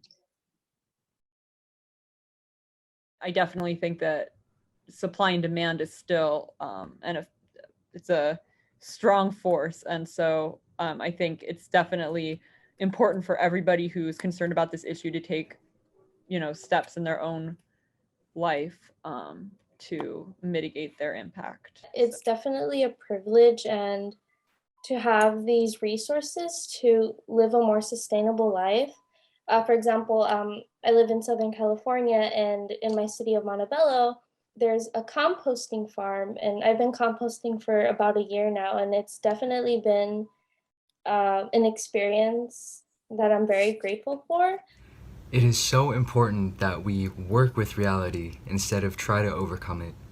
As a young person, me and my peers often feel powerless since so much legislation and rules in our countries and in the world is often organized by adults. But having direct action and outlets for environmentalism can be equally as important to inspire passionate young youth to follow up on their curiosity. I have personally led a cleanup group in my hometown where numbers ranged from 30 to 50 high school students going around on streets and picking up trash where they can. It is empowering, and it takes a village to make something happen. One of the biggest things that we have at our disposal is our voices, like the ways that we actively engage with them through protest, through shareholder activism, through like all these ways of sort of like leveraging power in the sphere of like consuming and finance. I agree that COP26 is basically setting up the structure to the kind of change that we want to see. We, as members of the youth, that is going to be our future, and we're going to be growing up and living in a world that is starting to collapse, and we're going to really get to see the negative effects and the impact that us as the human race have caused to our earth. So it's really important to all of us that we start to make a change and that we fight to preserve our earth, because that's the future that we are going to be living in. One option that I am thinking is that the government should put policies on achieving net zero greenhouse gas emissions. For example, the California AB 1395 bill wants to achieve net zero greenhouse gas emissions in California by 2045. Aloha, my name is Stephanie Smith Eisenstadt. I'm a former member of the National Council for UNA USA, and I just want to say how important it is that we continue to do this work in pursuing a better and more sustainable world that works for everyone and that continues to exist and persist despite the challenges that we're facing in terms of our climate. As you all know, all we have to do is look around us to see the numerous reasons why each of us needs to take one small step every single day to create a better environment around us, whether it be something as simple as saving water and electricity when we have access to running water and electricity in our homes, or continuing to take our advocacy to the next level. So I just want to encourage those of you who are watching here today to continue the important work of educating yourselves, inspiring others to take action. One small step every day will help move us in the right direction. Hello, hi, I'm Salima Forki. I'm the Energy and Sustainability Services Manager with the City of Costa Mesa. For young people out there that are trying to make a difference in any way they can, I would recommend you get involved in your community, find your tribe, educate, collaborate. We need partnership, collaboration, different industry groups coming together to be able to make it work. So we need academia, we need private sector, we need the government, but we also need advocates, youth, and civil society also voicing their concern, organizing, and pushing the policymakers and decision makers to do the right thing. So keep on organizing, keep on pushing. Sometimes it might feel so small when you're doing things locally, but everything adds up. And if we all do our part, we will be able to make a difference.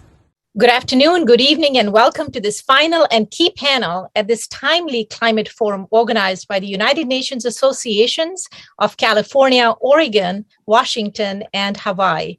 My name is Charu Manchanda Nair. I'm president of the United Nations Association of Portland, Oregon, on the National Council, an educator in civilizational studies, and I am delighted to be a host and moderator today for this almost next hour as our pre-COP26 discussion centers this panel on the western states of the United States, links to global climate commitments and actions such as one to occur at COP26 later this month. This timely forum is held between those two critical UN climate initiatives, the COP later this year, this month, and as well, which is the State of the Climate Around the World conference, where which also meets IPCC report that just came out in August, which is a state of the science of climate. This past year has left little doubt that climate change is here now and is touching all corners of the earth. Secretary General Guterres on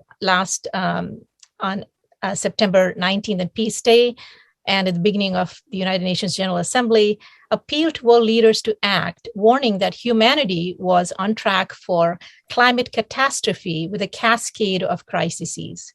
So we will get started with a truly remarkable panel today across all levels of government with the inimitable 2020 presidential candidate, Governor Inslee, who made climate change his signature issue and earned the moniker of climate champion by another presidential candidate, Tom Steyer, who was also on this event earlier today. We will also be hearing from Senator Padilla, who has, as a state senator, passed over 70 bills, including landmark legislation to combat climate change.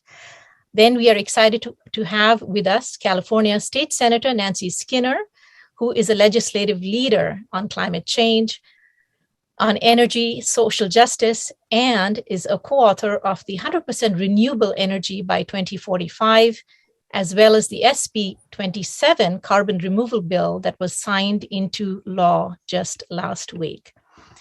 We also have from Hawaii, Kelly Takaya King, in her third term as Maui County Council member, chair of the council's Climate Action Resilience and Environmental Committee, representative at COP for ICLEI USA, also as on a committee at the EPA, as well, vice president and co-founder of Pacific Biodiesel, the nation's largest operating biodiesel producer. And finally, we have Becky Kelly, Governor Inslee's senior policy advisor on climate issues, where she led the governor's efforts to pass 2021's groundbreaking climate legislation, including Climate Commitment Act and Clean Fuel Energy Standard. As former president of Washington Environmental Council, she led climate policy efforts for over a decade. So without further ado, we will welcome Governor Inslee, the climate champion, to our virtual stage to hear his remarks. Hi, Governor Inslee here. I want to say thank you to the United Nations Associations of California, Oregon, Hawaii, and Washington for gathering such a great group of speakers. Feeling the Heat is an apt title to talk about the road to COP26. We know our Western states have been on the front lines of the climate crisis with multi-year droughts, June's deadly heat dome, and forest fires threatening our communities and many of our beloved places. This crisis demands we act with great urgency at great scale. President Biden said it earlier this month, climate change is a code red for our blessed community. The climate and economic plan the president has proposed, I believe, meets the moment. After many months of work in Congress, it really is time to get this job done. And the fact of the matter is that we need all of it. It's not enough to play defense against climate change. We have to go on offense by decarbonizing our economy. We need the Clean Energy Payment Plan, which will create 8 million good-paying jobs. We need the tax credits that will unleash a revolution in clean energy, clean vehicles, and clean jobs. And we need the Civilian Climate Corps that will expand opportunity for a whole new generation. And we simply have to invest in the communities that have borne the brunt of the fossil fuels industry pollution. It is time for environmental justice. Most importantly, the climate crisis is an all-hands-on-deck challenge. Only with everyone pulling their weight can we defeat climate change. States like mine have passed ambitious climate policies, including 100% clean electricity requirements, clean fuels, and a declining cap on climate pollution. This is coupled with equitable investments in overburdened communities, building clean energy and clean transportation where pollution is the worst today. So by partnering with the Pacific Coast Collaborative, we push and support each other in ambitious climate action. And Washington partners with Hawaii and 23 other states taking climate action through the U.S. Climate Alliance. Together, we form the foundation of the commitment of the United States at COP26 to cut emissions 50% to 52% by 2030. And we're working internationally to drive up ambition for the COP. We've built a global coalition of governors, premiers, mayors, executives to increase our ambition on climate action and push our national governments to follow suit. Together with colleagues around the world, including our friends in Mexico, Australia, Canada, South Africa, and many others, we're committing to highly ambitious and deeply impactful climate policies. Nothing else is adequate to the task that we face. Now, the time for lofty, ephemeral goals has come and gone. It's time to make tangible, meaningful progress. It's time to make our climate targets a reality. And we know failure is not an option. I believe together we will succeed. From state houses to Congress to the global community gathering in Glasgow, we are fighting for our future, and it's a great fight to be in. I'm grateful to fight alongside all of you. This may be one of the most pivotal moments in human history. It's a great time to be alive and a great fight. Thank you. Hi, I'm Senator Alex Padilla, and I have the honor of representing California in the United States Senate. Thank you for inviting me to join you today on this climate forum to discuss the urgent need for bold climate action and international cooperation. I'd like to give a special thanks to the California chapters of the United Nations Association for your tireless advocacy on this issue. In my home state of California, the climate crisis is already a daily reality. This summer, in the face of historic wildfires, thousands of families have been forced to flee their homes with only the clothes on their back and the belongings they can fit in their cars. Farmers have torn out crops due to the escalating drought, and wells are going dry, leaving some of the most vulnerable communities in our state without drinking water. And California is certainly not alone. The entire western United States is on fire, as well as facing another record drought. This summer, the world's foremost body of climate scientists presented a new report. The UN's Intergovernmental Panel on Climate Change includes 195 countries, including the United States, and they agreed on every statement in that report.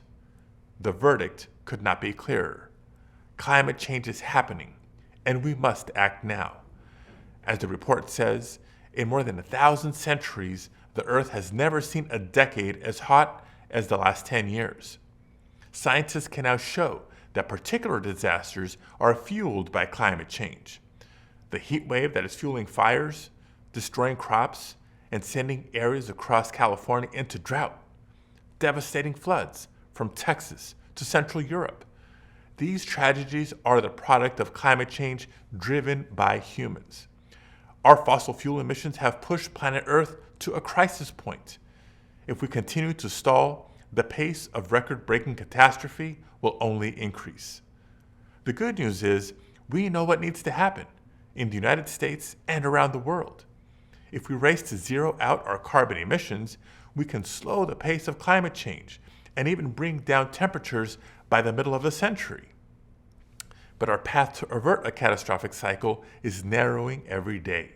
We must act boldly and with urgency to tackle this crisis head on. Across the country, across industries, and across the world, we need to end our dependence on fossil fuels. State and national borders can't stop pollution, drought, or wildfires. That's why we all need to work together to create a more sustainable economy. We need to aim high and fully fund transformational infrastructure that will show the world that America is back in. To show that we aren't just back in the Paris Agreement, but that we're taking on our nationally determined contributions with a plan of action. President Biden committed to cutting our emissions in half by 2030. But Congress must give the president a credible plan to do so as he attends the COP26 in Glasgow. The Build Back Better agenda can show the world that we're enacting transformational climate policies to slash our emissions, unleash clean energy jobs, and create a sustainable future. To solve the crisis, every country must cut emissions more aggressively. The United States must be a trustworthy partner, showing the world that we can get this done, and we will get this done. Failure is not an option. Again, I'm grateful to the UN Association for your support of international climate action, because every country needs to join in this effort. Thank you. Thank you, Senator Padilla, and Governor Inslee for those powerful, really powerful remarks. We next have and would like to welcome to our virtual stage Senator Nancy Skinner from California. Thank you so much. Very pleased to be here and to be invited. And I want to give my thanks to Governor Inslee for his leadership, and also my former colleague. He was the state senator in California, and I was in the lower house, the assembly, now our California US Senator Alex Padilla, and both Governor Inslee and Senator Padilla have really been champions in confronting the climate crisis and moving us, recognizing that we have to decarbonize our economy and working to do that with their policies and their programs and putting their money where their mouth is, budgetary actions and the rest. I personally have been involved in the fight against this climate crisis for decades. I first started getting very, very involved in the late 80s as a member of the city council in Berkeley. And when we first began to understand the destruction of the ozone layer. And while we didn't necessarily understand that the chemicals that were destroying that ozone layer, the chlorofluorocarbons, were also very powerful greenhouse gases, we knew that what we were doing to the atmosphere, we understood what we called global warming then. We understood it, and we understood that human actions were harming our atmosphere, both the ozone layer and, of course, our wonderful greenhouse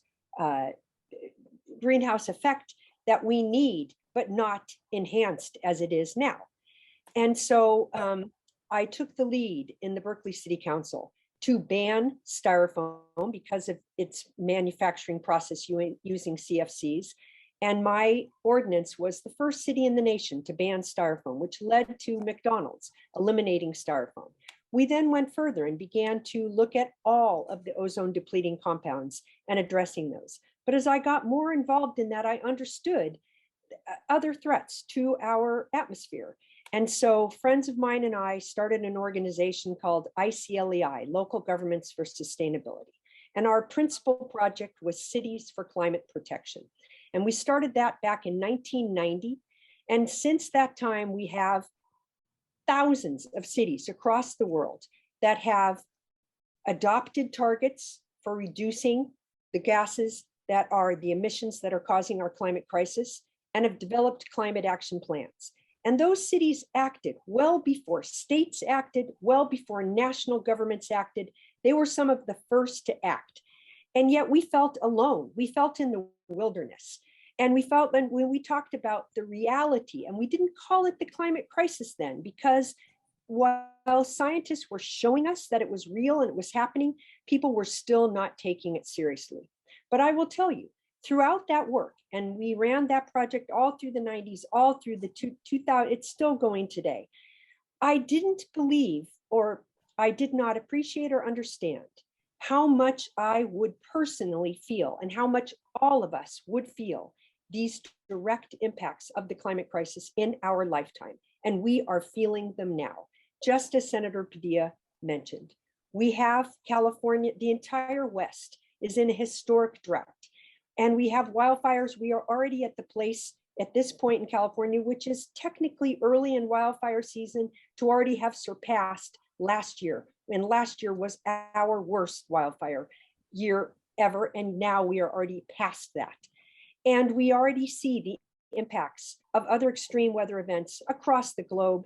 And we see the migration of people who have been impacted, whether they're no longer can support themselves because of food sources the climate has affected those, or for the lack of water resources, or you name it. And we're experiencing it now. And I know that everyone who has joined this seminar understands that. And that's why you've joined it. And you know that we have to act boldly and we have to act now. And All of us who are speaking to you so far in this panel, we're elected officials, but we need you. We need you to hold us accountable. We need you to remind us that sometimes our actions are not bold enough. We need you to remind us to, as I call it, put our money where our mouth is and make sure that in our state budgets, our national budgets, our city budgets, we are funding those policies that we adopt. Because if we do not put the money behind the policies we adopt, we will not achieve it. Each of us need to do our part also. And with that, I thank you. Yeah, thank you so much. And we will come back with a lot of this discussion. So yes, Council Member Kelly King, the floor is yours. Well, aloha. Thank you so much for inviting me to this wonderful prelude to COP26. It's an honor to share the virtual stage with such important climate advocates about powerful messages. This community of people from diverse backgrounds and walks of life, united by the common purpose to address the code red for humanity of climate change, is really an inspiration. I look forward to connecting with all of you in Glasgow and into the future as we continue to fight for climate action. I'm proud to be one of the ICLEI USA local governments for sustainability delegates to this year's UN climate conference. And it was really exciting to hear the words from Senator Skinner, who is a founder of this great organization. Sustainability has long been a focus of my career, and now as a member of the Maui County Council and chair of the first climate action committee in any county in our state, I'm happy to share how our small island community has shown the will to address humanity's greatest threat and to share our concerns, aspirations, and hopes in this struggle as well. As a remote island community, we feel the threat of climate change acutely. The effects of climate change have already begun to arrive at our shores. Sea level rise, increased tropical storms, the vulnerability of our food system, the decline of endangered species and fragile ecosystems, and the loss of traditional indigenous culture are just some of the impacts that are projected to even worsen from here.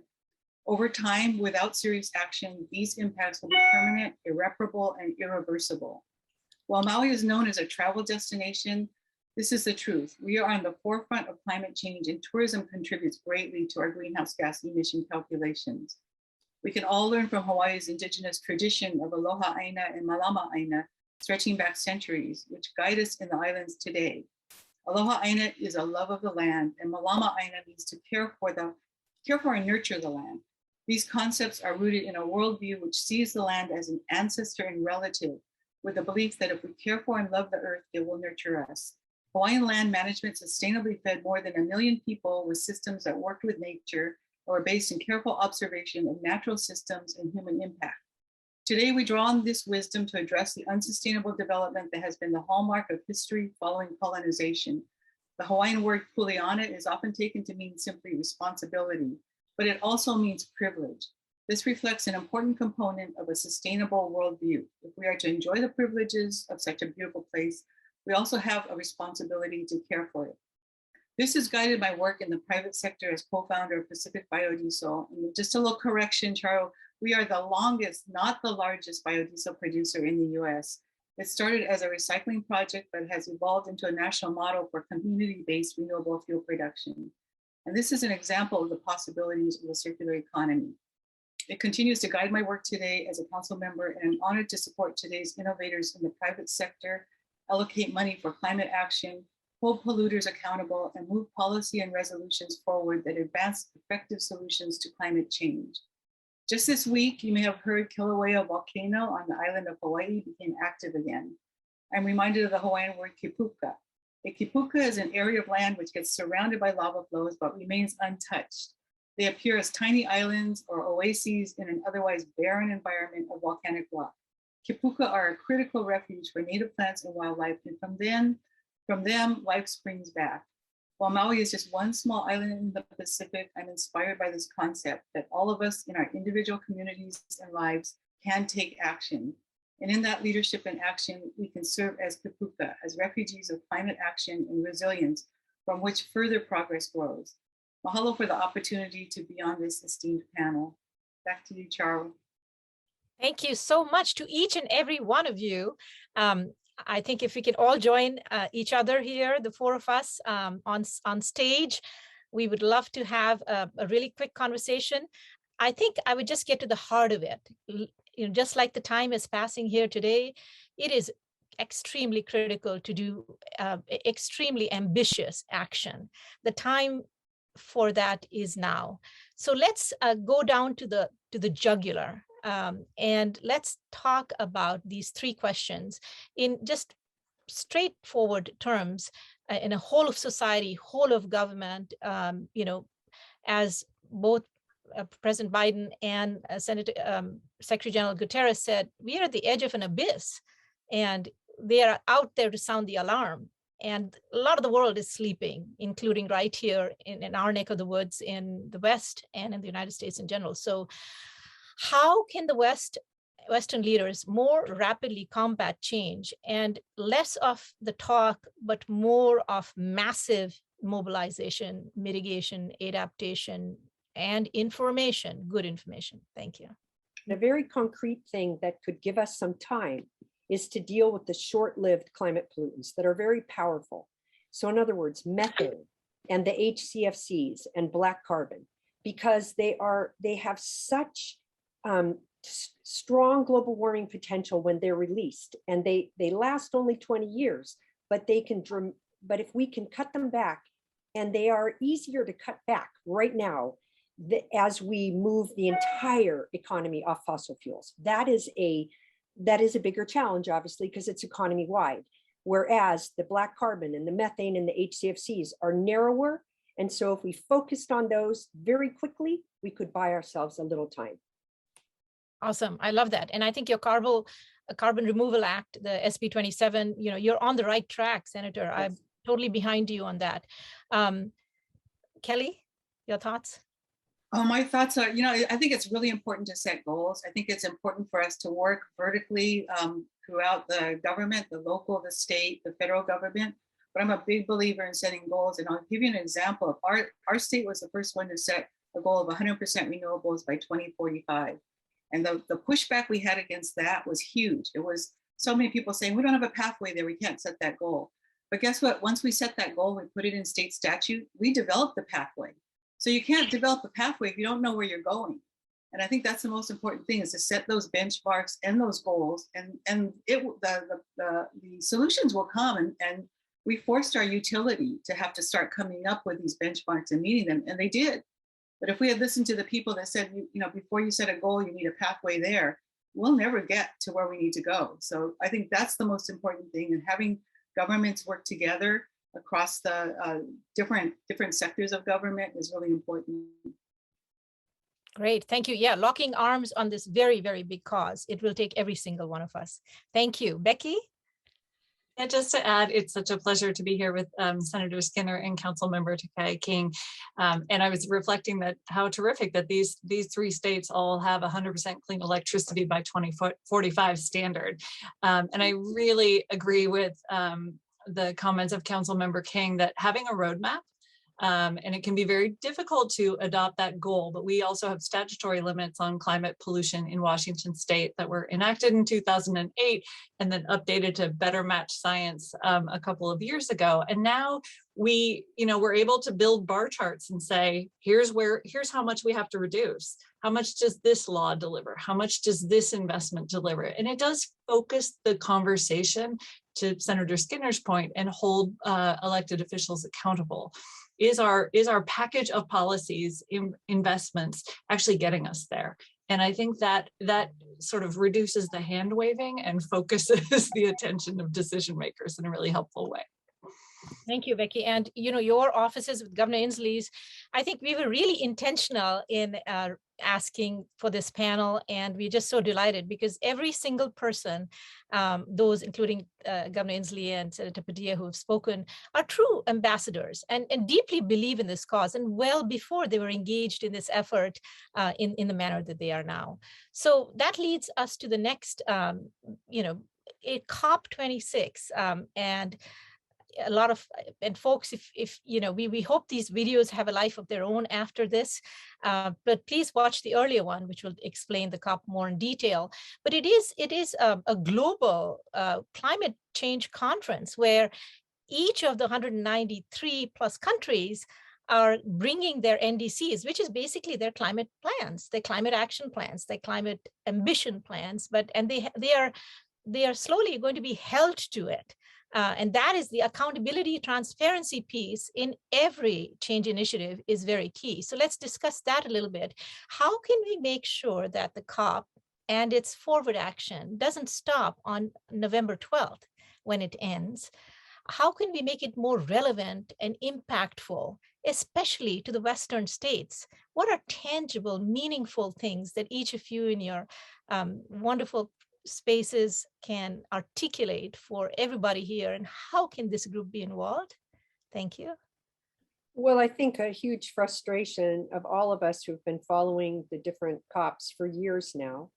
When we look at the Paris Accord as a great example, we saw a wonderful thing being negotiated, but not implemented, and many, many countries then abandoning it once it was adopted. So we may face the same thing now. As serious as the crisis is, we may face the same thing. But we, as states or cities, can adopt and act, even if our national governments are not as forthcoming. And by doing so, we demonstrate, each of us, Councilmember Takaya King, Governor Inslee, each of our areas have demonstrated that it's economically viable to basically get off fossil fuels. I mean, we aren't off it in fully, but the pathway that we've been taking, it has not hurt our economies. So if we adopt and act on whatever it is that this next COP adopts, or even go further, then that's concrete. Wonderful, thank you. And also, if the other two panelists can share, what exactly are you hoping to get from, want to get from this COP? How much more tangible, and what is that pinpoint that you would feel very happy if COP achieved? Well, for me, I'd like to continue the collaboration I've started across the United States. I've brought in other communities to help us with our initiatives. We just passed out of my committee a net zero requirement for large homes that we borrowed from the state of Colorado. And this new format of virtual meetings is great because we can bring in people from all around the world, and all we have to do is log on. So we've been getting a lot of advice and a lot of collaboration basically across the world. So doing that in person is going to be really exciting, and then making those commitments in person together, because this is really going to come down to, I think, cities and counties to implement these action items. I'm a big believer in one of my favorite quotes from the sustainable design architect, Bill McDonough, is regulation is a sign of failure. And so we have failed to do the right thing. And that's where regulation comes in. We have to be strong enough to stand up to the economic interests. And we need that collaboration, and we need that moral support, if nothing else, to be able to do that. Because in the end, actually the promise of these types of solutions are better jobs and better environment, green jobs. And what we're really fighting against is it's not the same people making the money. It's not the same big corporations making the money. It'll be a grassroots effort, and we're bringing in people at a grassroots level. So I've been involved in this for 25 years, just focusing on community-based biodiesel production, from recycling used cooking oil, and now we're going into regenerative agriculture. So keeping focused on the environmental aspects and the life cycle calculations of what we're doing is really important. But it's also, I've heard from my community, you have to regulate. We're not doing the right thing. And so we need that support from each other across the board. Thank you, Kelly, very much. And Becky, if you could please focus, because what your offices and Governor Inslee has achieved is amazing. I mean, in the past COPs, there was obviously the group came back with great knowledge that they implemented. How did you mobilize and get action when a lot of people were still asleep? I think other speakers have mentioned it today, and it's really true that it takes, climate change is an all of society problem, and it takes everyone. And that can sound a little pat, but it's true, and there's something for everyone at every level to do. So Governor Inslee co-chairs the America is All In coalition, as well as the U.S. Climate Alliance, which is the 25 states who really, both of those coalitions formed to keep things going during the darker years in the United States under the Trump administration when we weren't fighting on climate. And the reason that those coalitions are so relevant is federal policy is essential, but it is in no way sufficient. And just as other speakers have said, the work at the state level, the county and city government, and then you think about the rest of society, our churches, our cultural institutions, our educational institutions, it does take everyone.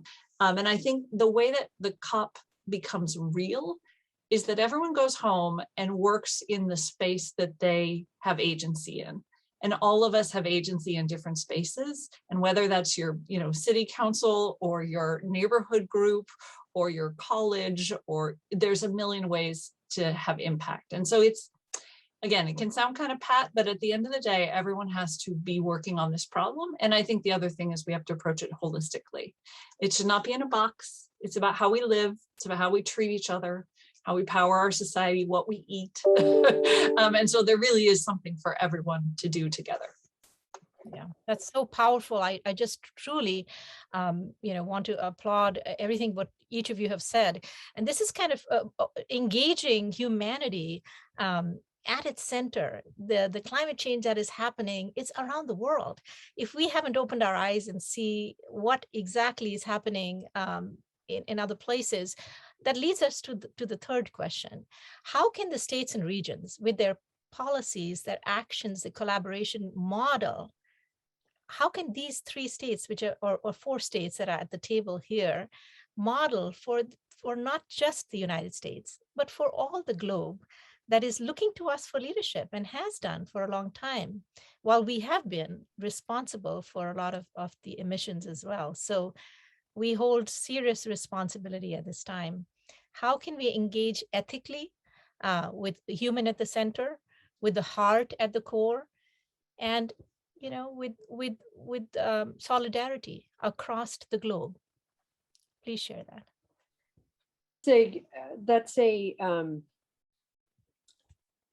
It's a very important and good question. And as much as we are parts of states and cities that have acted boldly, wisely, the US as a whole, we're an embarrassment. If we take the number of people that we represent or our total population and yet the resources we utilize, our footprint on the planet and our contribution to the crisis emissions, I mean, it's still embarrassing. And that just is. So that alone is unethical. Our footprint is unethical. However, we have great expertise, we have great technology available to us, we have great research. So each of us, by adopting those new technologies that can move us off of the fossil fuels, then we can show that it's achievable. And then we can bring the cost of those technologies down to scale. So each of our adoptions of the 100% renewable electricity generation, for example, has really brought down the cost of generating so that it's cheaper now than coal.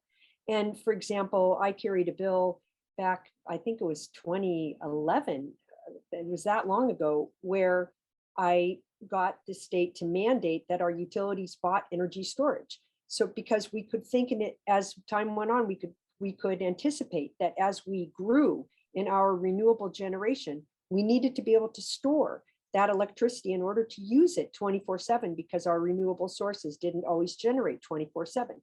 And so by our deciding that everybody should purchase energy storage, we brought down the cost of batteries, for example, and now other energy storage and new research. So we've got technological breakthroughs. So each of us doing it, even if it's a small, even if cutting all of our emissions doesn't make that much difference to the planet, by doing it, we pilot it, we show what's possible, we bring down prices. Great, thank you. Kelly? Okay, I'll try to make my statement brief, but that was great, Senator Skinner. I'm really looking forward to bringing back the message, because the message really has to be stronger at the state levels too. It's stronger at our federal level, but as a county, we started into this a couple of years ago. I started into this on our county council by laying the foundation As soon as we pulled out of the Paris Climate Agreement, Maui County, I brought a resolution saying that we're all in. And this is what we have to have across, of course, across the United States. Everybody's got to be all in on the Paris Climate Agreement and all of these agreements we're making. But we've adopted resolutions to support, to acknowledge the climate emergency. We were the first ones in our state to do, and our state has been the first now on the heels of us to actually declare that. But to me, it's about the recognizing of the urgency that we're in. And there's so many people who don't recognize it because it's not necessarily at their door affecting them. So that's what I'm hoping to bring back is the stories from COP, from the various communities in the states and the countries that are experiencing things that we're causing. And the urgency of areas like Hawaii, who, a huge part of our emissions are due to tourism, their aviation emissions. And we've got to work on this quickly, and we've got to see all of these different solutions as part of a puzzle. There's not going to be a silver bullet. And I think that's the exciting thing about COP26 is we can learn about all these pieces and how they fit together. So that's what I'm excited about. I'm excited about joining with everybody in learning what everybody else is doing, and that we're not alone, that we're going to be working together on this. Great, thank you so much. Becky? I think I really want to echo what Senator Skinner said. At least in Washington, it feels, I've been working in this area for a long time, it feels like there is truly a growing recognition of the problem, and it's feeling more connected to people's lives. And possibly because of the global pandemic and the degree of sort of social conflict in our country right now, I feel like we've almost gone from not being aware to being aware and being depressed and giving up in some cases. And I think we're really at this moment where we need to demonstrate we have solutions. They are deployable. We're putting them to work in our communities. We're putting people to work.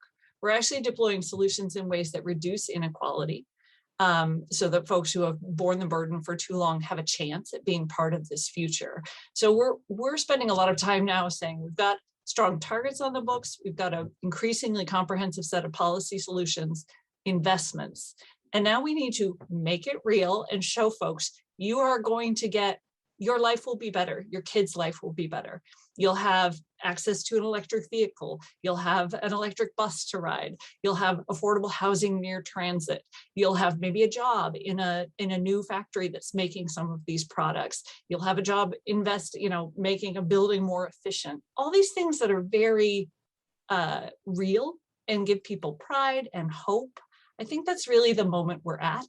And then the accountability piece and the pointing out where we're falling short and saying that's not acceptable. I work for a governor, I don't make partisan statements, but I think I can say that being engaged civically as a voter and holding your elected officials accountable for climate action is probably one of the very most important things. Wonderful, thank you. So we had a couple of questions about, can pension plans be prohibited to invest in fossil fuel investments? Can some of the states join the ban, BOGA group here, Beyond Oil and Gas Alliance? I realize, and I've been, very interested in this space, and especially in climate innovation. I truly believe there is a kind of epochal transformation underway, and I totally echo your hope, Becky, and everybody else's, that it's just like in the climate action plans, and they have chosen 20 sectors, I think, in the new Race to Zero, and 20% of each of those 20 sectors, once they tilt, that's the tipping point, and that's when it starts becoming kind of a self-fulfilling prophecy. So it's really important to continue this work. It's so exciting to almost see the West Coast, chain up in a linkage on this space, all the way from Hawaii to California to Northwest Oregon, Washington, so this is an amazing time. I want to ask if you have any last thoughts and takeaways that are something that if the world was crashing tomorrow or in the next what are your most cogent things? What do you say to your family members, to people really close to you? How can the individual person feel empowered, feel they have a voice when they get inundated sometimes with such negative and or just overwhelming scientific knowledge? How can we parse that? How can we share that? And I think that's part of it, right? Sharing good information in a tangible way and holding somebody's hand while you're doing it, carrying them along. And we can make a community happen. And then communities make cities happen. And then cities make, countries and then the world. So a few final comments. I welcome your thoughts. Well, I struggle with that because the crisis is so real, and right now. And as Governor Inslee mentioned, code red. So I struggle, I do. But we have to keep hope. We have to stay optimistic because most people, when they no longer have hope, then they can't act positively and move forward. And we have to collectively move off of these fossil fuels to pull this off. And what, we don't necessarily, there's not necessarily going to be a technological magic bullet. However, technologies can, emerge quickly and could do a lot. And I just think I read the recent book about the Jennifer Doudna and the CRISPR technology. Who would have anticipated that a few years back? And look, we had a vaccine for the COVID pandemic produced in less than a year. That is a miracle and remarkable by itself. So we must keep hope that we can have similar breakthroughs in fighting this climate crisis and just put all of our efforts and energy together to try to do it. And then do the simple things like getting off the fossil fuels on our own and eating low on the food chain and getting out of the combustion engine and such as we work on the bigger picture things. Wonderful. Well, it's important to lead by example. And as somebody who hasn't driven on fossil fuels since the year 2000, I try to offer these kinds of opportunities. I mean, we have these fueling stations, biodiesel fueling stations across the county that are fueled by used cooking oil, something that would have gone in the landfill. We have our charging stations with the things that people can do on an everyday basis, clean up the wetlands, stop using plastic. I'm getting ready to do a chemical sunscreen ban because it's destroying our reef. So there are things that people can do every day to give them hope.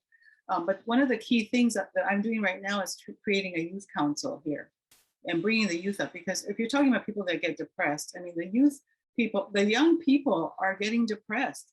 And how do you get out of the depression? You get up and do something and you take charge and you feel like you have an opportunity to make a difference in your community.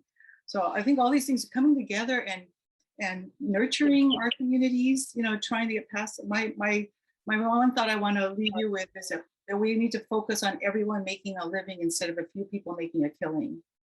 Yes, I love that. Thank you, Becky.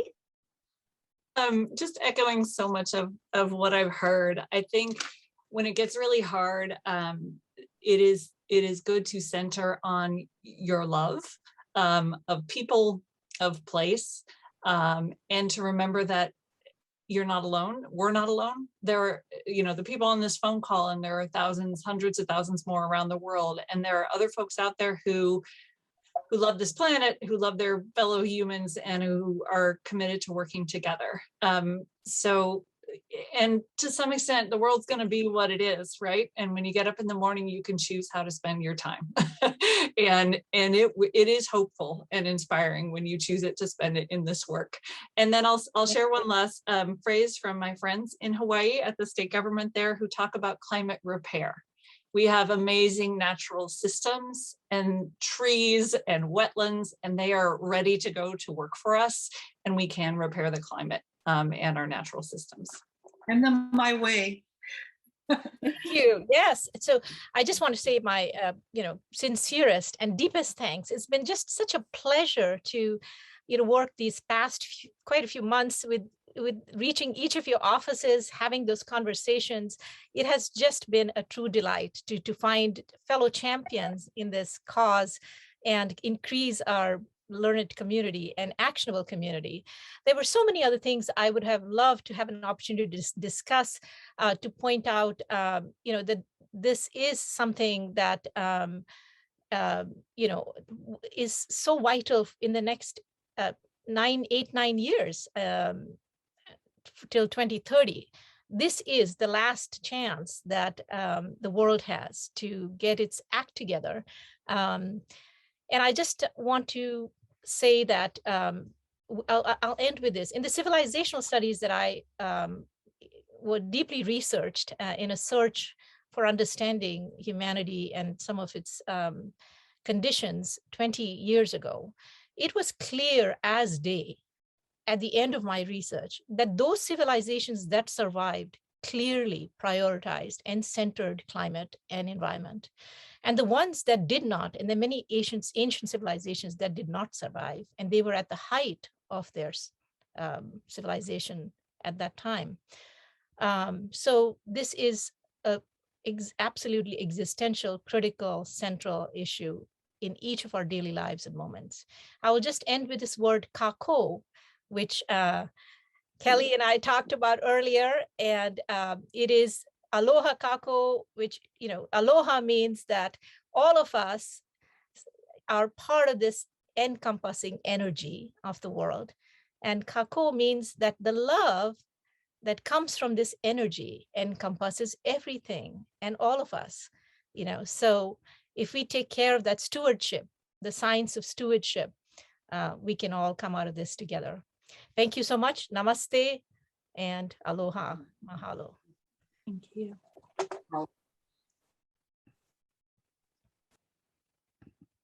It's my pleasure to introduce Paul President-Dieu, a co-ambassador for the Global Goals, SDG 13. And go ahead, Paul. Thank you so much, Simon. It's really an honor to be here to support this program. Being part of the United Nations Association and now being a global ambassador for the 13th Sustainable Development Goal has been a surreal experience. And it's allowed me to really be able to really to connect with so many people throughout the nation and the world to help cultivate more environmental stewardship throughout our network and our civil society for the United Nations.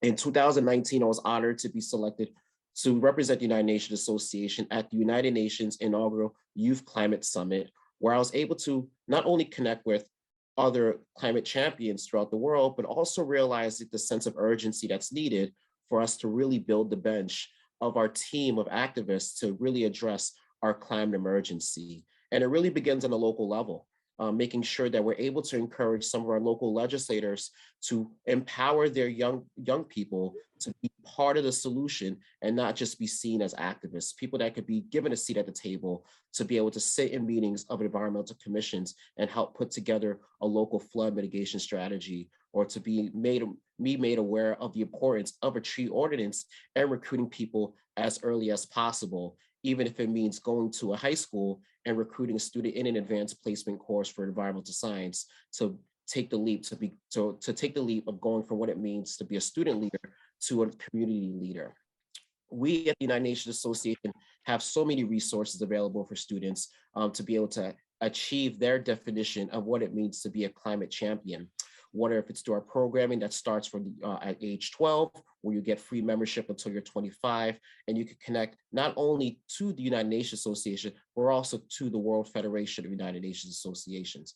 There's also other organs such as the United Nations Environmental Program that offers a working group on children and youth that assembles people on a global stage to tap into the marketplace of ideas to find out what's feasible for implementation in their own local community. And also, most importantly, the United Nations Framework Convention on Climate Change has a Race to Zero campaign where they support students or people in general with resources to help their school districts become climate neutral now and become carbon neutral by 2030. Our school districts, our high schools, colleges are not isolated communities. They reside in municipalities that sometimes have a higher population density than the towns and villages that they reside in. So it's important that we make sure that we really tap into a dynamic approach of how to really address these issues and equip students with the resources for the systematic change that is needed. My father is from Haiti, my mother's from Colombia, and my stepmother's from the Philippines. And they tell me about the privilege that I have to wake up every day with the Wi-Fi networks, with running electricity, and really call upon me to take advantage of the needed leadership that they are unable to promote when they were my age. And most importantly, the advocacy of the communities that do not have these resources, but are on the front lines of facing the degradation that comes with addressing climate change. So with that being said, please view myself and Keon as resources for your programming this year for climate change as we approach World Environment Day or our programming for April.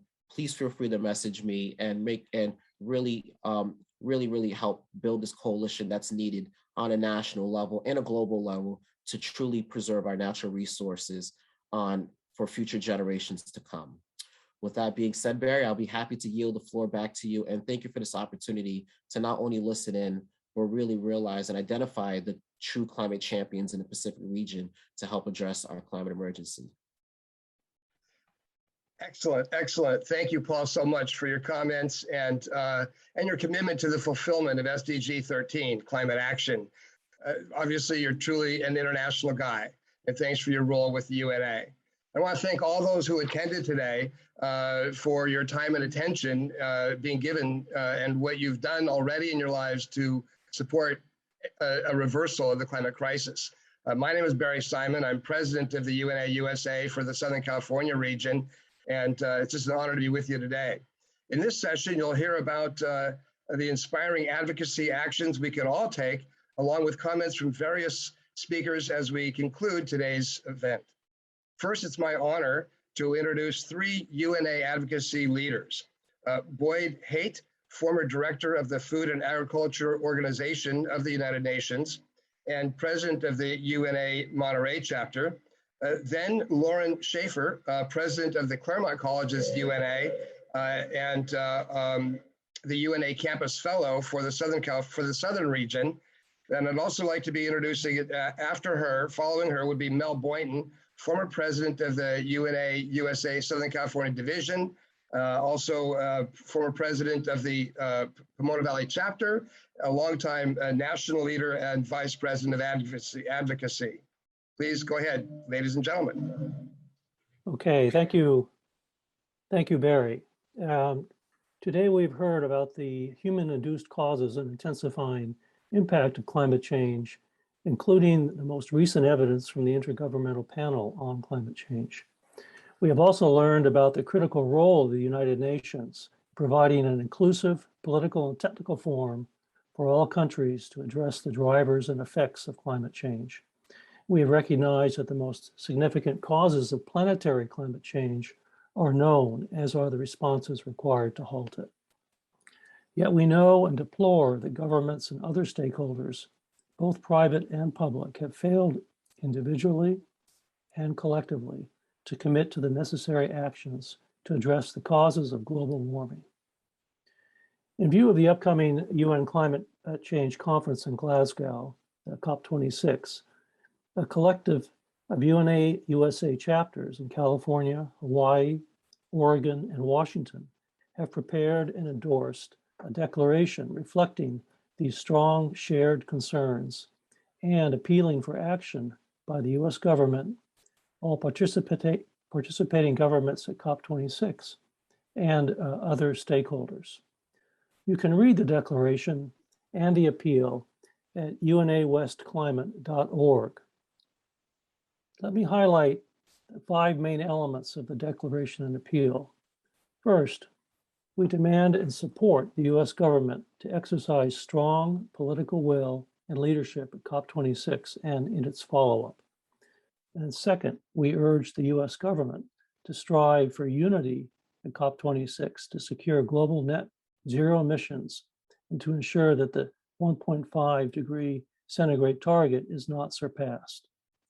And third, we appeal to the US government acting in support in concert with other stakeholders in state and local governments, enterprises, civil society organizations, and the public to repurpose our economy through transitioning production and consumption, and to realign national priorities and policies with equity. And fourth, we call on governments at federal, state, regional, and local levels to partner with those most responsible for climate change, including finance, transportation, construction, agriculture, manufacturing, and energy, to reduce greenhouse gas emissions. Fifth, we give our support to the worldwide climate movement, especially among youth and the most vulnerable. In conclusion, we call on all participants of COP26 not to disappoint us at this critical hour. Failing to do so, to do what needs to be done now could prove to be too little too late. My colleague Lauren will explain how you can use this moment to advocate for climate action. Thank you. Thank you. Wonderful. So I am going to lead you through a digital advocacy moment for the planet. And this will be a moment to send a message to your members of Congress. So first, I want you all to get out your smartphones, and I'll get out mine too. And I'll give you a second to do that. And what we're going to do is open our messaging app and send and text the word climate to 30644. So again, I'll give you a second to grab your smartphone and then text the word climate to 30644. And I will do that as well. And then once you do that, you will receive a text message in return that has a link at the bottom. And you'll click that link and it will take you to another page. You will fill out the contact information at the end of the Fight Climate Change appeal. So there's contact information and then there's the message below. Read through the message and you can personalize it if you want. There's a message, a sample message here if you want to take a screenshot or take a picture. And then you go ahead and send the message and you just click the button at the bottom of the page and that will send messages to your members of Congress. And I will say I did this last week as a test. And I did receive responses from my members of Congress, which was really encouraging. So I encourage you all to do this. Text climate to 30644 if you haven't already, and I will hand it over to Mel. Thank you so much for having me. Thanks, Lauren. I just texted as you asked me to, Lauren. This is really great. If you want to dig a little deeper, we encourage you to use the reference. There's a spreadsheet of the environmental staff at your representatives and your senators for all the Western states. So many of you live in the West, and we hope that you will take an hour or so and go through the spreadsheet, find the environmental staff for your senators, your representative, and nearby representatives. It doesn't have to be just yours. If you're in the same neighborhood or region with others, it's a good idea to message them as well. You can take a screenshot of this sample message, refer them to our declaration and appeal, and tell them of your passion for taking urgent action and to pass legislation that's going to fund taking action. So really giving them the push that we need to take. This is your opportunity to act on everything we've heard in the last 3 hours.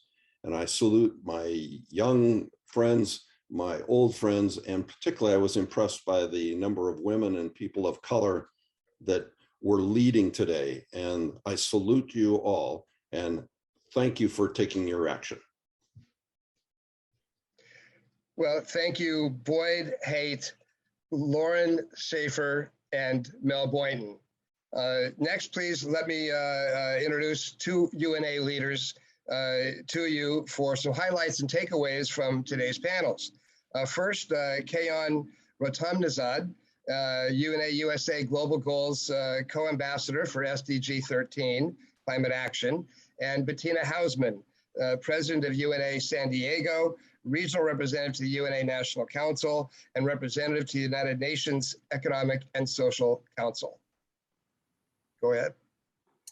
Great. Well, you know, it's a pleasure to be reintroduced. Very happy to be in your presence. And let me first share that this has been an incredible session. We've heard a number of voices that were not always in agreement. And I actually find that to be one of the largest takeaways from this forum. But with that being said, in one forum, we're not able to always, summarize the myriad of issues that we're facing ahead of COP26. And I just wanted to take a moment to outline some of the takeaways that I've seen in the comments section or from areas that I don't think have been covered. The first area I'd like to talk about is really reflecting on a point made in the chat by Marjan Emoini, who was talking about the air pollution in the Western states. That's a very big issue that hits close to home because we really need to center ourselves in the way issues impact people on the ground. Unfortunately, as you all know from this region, California is suffering from air pollution being some of the worst in the country in many cities, and that's impacting students, it's impacting adults all alike. I had the privilege of speaking with students from Mark Keppel High School a few weeks ago, just outside the LA area, who were explaining to me how much the pollution, the lack of equitable transportation, the traffic, all of these interconnected issues were affecting their lives. And so when we speak about youth voices, it would be really great to reflect on how these problems are affecting us right in our own backyard. And I think that's a very important area to focus on. Another area is to ask yourself this question as we get to COP26. Is COP the best vehicle for climate action? Is it? Now, many have criticized COP for not getting things done, or many have looked to other places to find ambition. Some take to the streets, others take to different forums and avenues. But we need to question if the challenges we face at COP are a lack of agreement or a fault in the structure, a fault in the design, if we need to be more ambitious by changing the way we tackle climate change. So that's something that I hope you all are thinking about as we transition towards COP26. And for those of you who are going to be there, you take that question with you to the conference. Another question is, what does ambition mean? The NDCs that hopefully, if you haven't become familiar with, you have now after this event, we've seen that the nationally determined contributions have not met their goals, but some will defend them to say that they are better than what they could have been, that these NDCs are more ambitious than they would have been 5 years ago. But better, to me and to many people, better is not enough. So if we're late on our commitments, if we're not reaching our targets, we have to ask ourselves, what comes next? Another area to look at. I don't know how many of you had the privilege of reading a great book that I found. It's called How to Avoid a Climate Disaster by Bill Gates. And I apologize if the background isn't showing it. But this incredible book introduces an idea called green premiums. Green premiums are another way to shift the paradigm, as one of the speakers said in the second panel, to look at the problems we're facing as a difference between what costs should be for renewables versus what they are with business as usual for fossil fuels. To look at the price of your meat if it's sourced from alternative products. To look at the price of your steel and cement if it's sourced from carbon capture. All of these are more expensive because of these green premiums. So I'll ask you in your own time to look into the concept of green premiums and how we can, at COP26 and beyond, look at this problem from a new lens. That's something that maybe we haven't talked about here, but I would hope that we do going forward. And I'll just conclude with the last area that I hope we talk about, which is always forgotten in my opinion, which is our oceans. Our oceans are often neglected because we realize that climate action is so tangible on our streets or in our cities. But our oceans make up 70% of the earth, and our oceans are incredibly impactful in the outcomes for climate change, not only in the positive feedback loops that will be started if we just continue to let the sea levels rise and the ocean temperatures rise, but particularly because they are being neglected by legislators. For those of you who aren't familiar with the Aichi biodiversity targets, there are a series of targets that we set by 2020 to reach for a number of biodiversity issues. And target 11 is covering our marine protected area coverage, a very important issue to me. Unfortunately, we were supposed to hit 10% by 2020. And as of this year, we've only covered 7.5% of our ocean with marine protected areas. So to think about your oceans, to think about not only your coasts and inland areas, but also our larger bodies of water, to protect them in a way that's going to protect the biodiversity, but also to protect ourselves from sea level rise and catastrophe. I'd ask you to walk away from this event also considering those issues. And if you are going to COP26, to keep the oceans in mind. So hopefully that's been a good roundup of what we may not have talked about in this session, but I'm also sure that the incredible speaker after me is going to cover the rest. So I'll pass it to you. Thank you so much, Kian. And I think you captured quite a bit and quite a range. So I just want to bring to summary what the key points are as we talk about what do we expect from the COP26, and that are integrated approaches on climate-adjusted food systems that are sustainably to really mitigate the climate. And how do we do it with promoting sustainability? So what we have heard today really is what we're all about today is we're so incredibly fortunate that we did not have to travel to discuss this topic today, right? We all had used the technology that is made available for us to discuss it and to bring it down to what it really is all about, that we all at the end have a stake in this. And we have heard about the carbon storage and the sinking particular of the carbon. How do we can do that? Not only through new technologies, but thinking back of what has worked, and most so really as Kian also outlined, the ocean as the most biggest body in the world that is sinking carbon, in addition to wood and in addition to soil. So deforestation, we know it's not the answer. So as Governor Inslee said, all hands on deck. Becky reiterated, it takes everyone.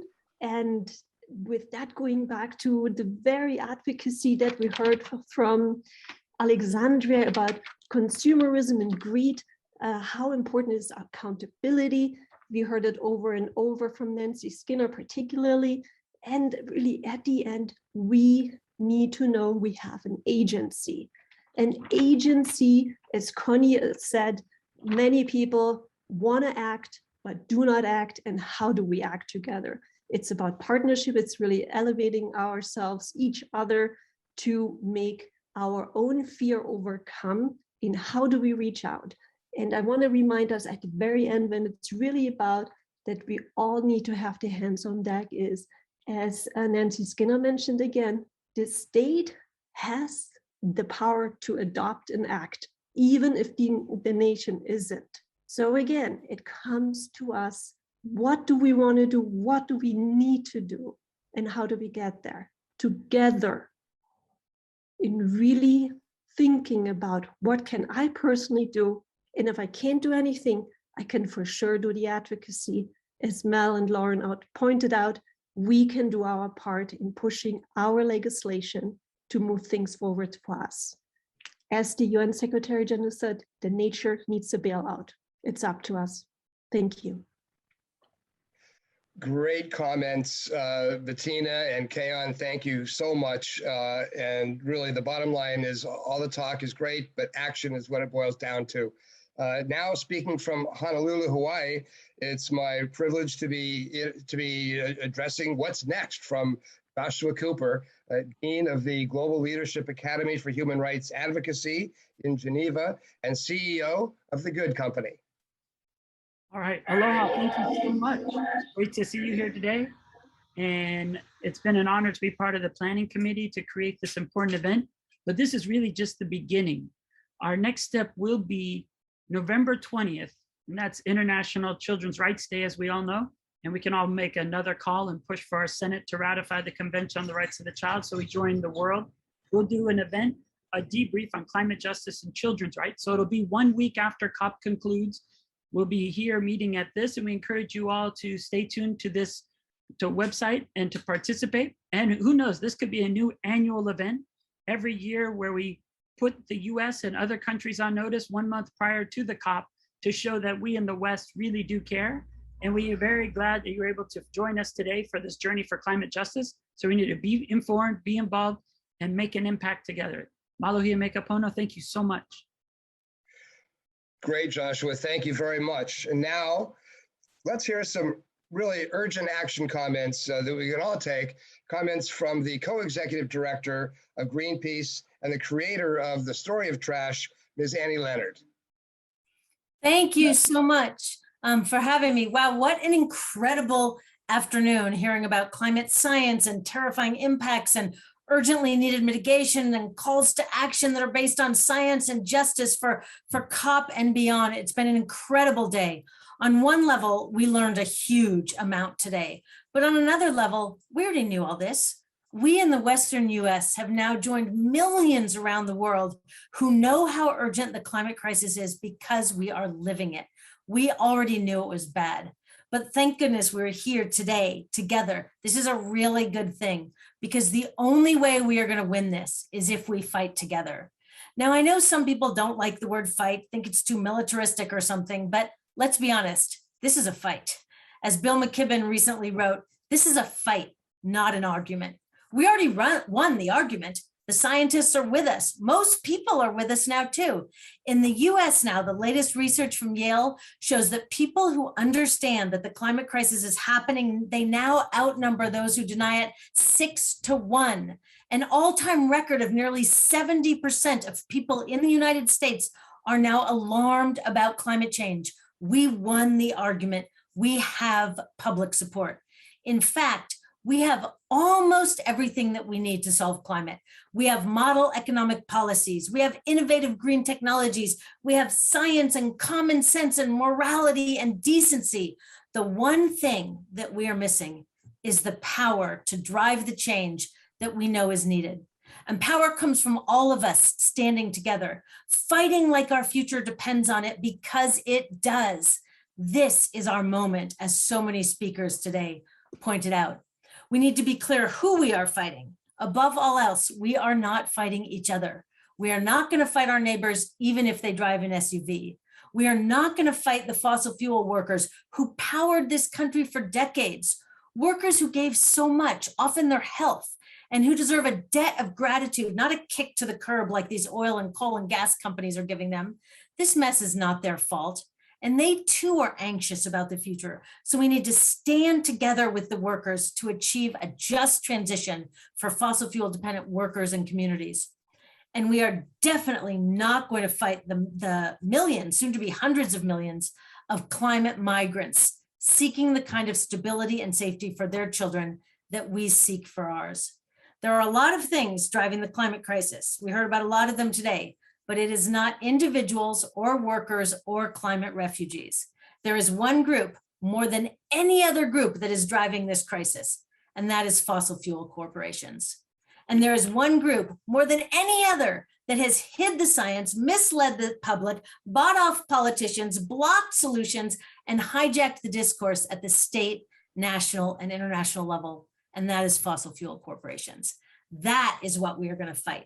How? Well, today's speakers touched on a number of ways. We're going to stop the money pipeline. We're going to divest from fossil fuel companies and the banks that fund them. Your retirement, your pension, your university, your church, your company in divest. Already over $14 trillion of investment has been withdrawn, and there's more to come. We're going to stop public subsidies too. This is something that climate champions in Congress are fighting for literally as we're meeting today. The US gives over $20 billion of taxpayer money directly to the very oil and gas corporations that are driving the climate crisis. Greenpeace and our allies are working in Washington, D.C. to remove these subsidies through budget reconciliation, but the fossil fuel sycophants in Congress are fighting just as hard to protect these public handouts, even as they say we can't afford investments in the things that our community needs. So one thing we all need to do is the second this is done today, call your member of Congress, call them Monday, Tuesday, Wednesday, call them every day and urge them to stand strong to end fossil fuel subsidies.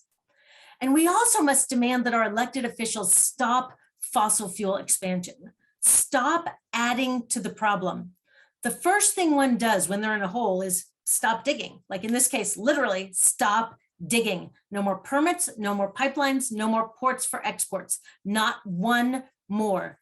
With 100% of the legitimate science pointing to the dire need to reduce fossil fuel emissions, we should not allow one more penny spent on new fossil fuel projects that lock in continued carbon production. We've got to stop expanding fossil fuel production so that we can extend the window that we have for implementing the kind of solutions that we've heard about all day today. If we do all the good stuff, if we do solutions like decarbonizing the electricity grid and electrifying our vehicle fleets and supercharging renewable energy and banning new gas hookups and protecting forests and regenerative agriculture and protecting the ocean, all of those important things, if we do all of those, but allow fossil fuel production to continue and expand, there is no way we're going to win this. The Paris Accord was historic, for sure, but the standard for climate leadership going to Glasgow has changed. Being a climate leader today means standing up to the fossil fuel industry, here at home in our Western states, in Glasgow, and in everywhere. Fighting a fight this big is daunting, for sure, but let me tell you the good thing about it, which I think most of you already know. There's a lot of research out there about what most contributes to happiness in life, what most makes a life feel well-lived. It turns out it's not the latest Apple gadget or a new pair of boots or a car, even if it's a Tesla. The data is very consistent across all kinds of demographics. Once your basic needs are met, of course. If you don't have a home and the basics, then you really do need more stuff. But once the basics are met, it's not more stuff that most contributes to happiness. It's a sense of purpose beyond oneself. It's the act of coming together with others towards a shared goal. It's having a strong social fabric, family and friends, and time to spend with them. And the great thing about climate activism, about standing together to stand up to the fossil fuel polluters, about fighting the good fight, is that not only does it increase the chance that the planet can sustain life, which is a pretty attractive outcome, but it also provides the very things that most contribute to happiness, to a life well lived. So we climate activists need to rebrand what we're doing. It's not about come over here and we'll be self-righteous climate martyrs and wallow in gloom. It is about joining together, building our power, centering science and love and justice in everything that we do. And in doing so, we will enrich our lives and we will beat climate change. I absolutely believe we can do this if we stand together, fight together, if we fight with everything that we have, because what is at stake is everything that we love. And today was a beautiful example of how we're going to come together and fight that fight, starting with ending fossil fuel production. Thank you so much for having me be a part of this incredibly inspiring day. Wow, thank you for those passionate, inspiring comments. You are the right person in the right place. It's now my pleasure to be introducing the gentleman who created today's event, Mr. Herb Gerstock. Herb is president of the UNA East Bay chapter, former regional representative to the UNA National Council, and whose decades of service to the world began with his multi-decade career with several United Nations agencies. Herb? Wow, thank you. Well, I want to give a special acknowledgement to all of the participants who've joined this from all parts of the world, as well as the USA from east to west. We've had people from Europe and Central and South America, Alaska and Hawaii. So every participant is fantastic to have been on this and to stay with this and to have heard these fantastic messages. Secondly, I want to thank the team of volunteers. There have been people who have worked for months on this, and they're all volunteers. Many of them have been involved in their regular jobs or have been traveling or have been on vacation and they've got family. People have worked amazingly hard to bring this together. So I wanted to be sure that everybody knows that this is teamwork. As I've said already, thanking the participants. But this has really been a fantastic team. Even though my name is on that screen, this couldn't have been done without this incredible teamwork and the amount of hours that everybody's put in, both UNA members and a lot of other partners who've been engaged in this. Oh, this is a picture of some of the team, and this is the picture of the speakers team. From the opening stimulation and the tour d'horizon, the overview that we got from Tom Steyer to the very end with this incredible motivating speech by Annie Leonard and everybody in between that you can see on the screen.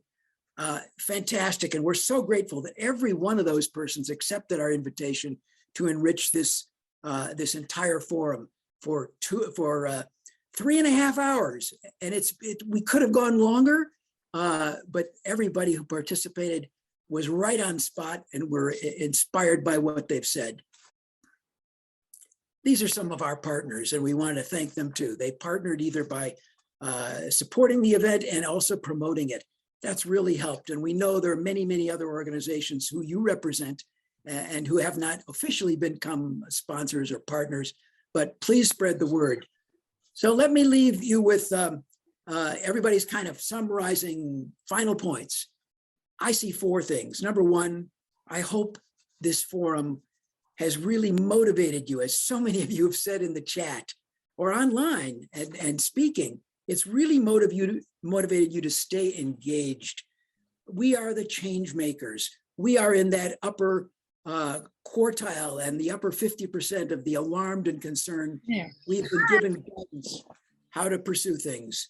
Secondly, please follow up on the advocacy that Lauren and Mel introduced. You can still do that after the event, and we hope you'll do that. Thirdly, join the UNA, join our partners organizations, join youth organizations, be part of the movement.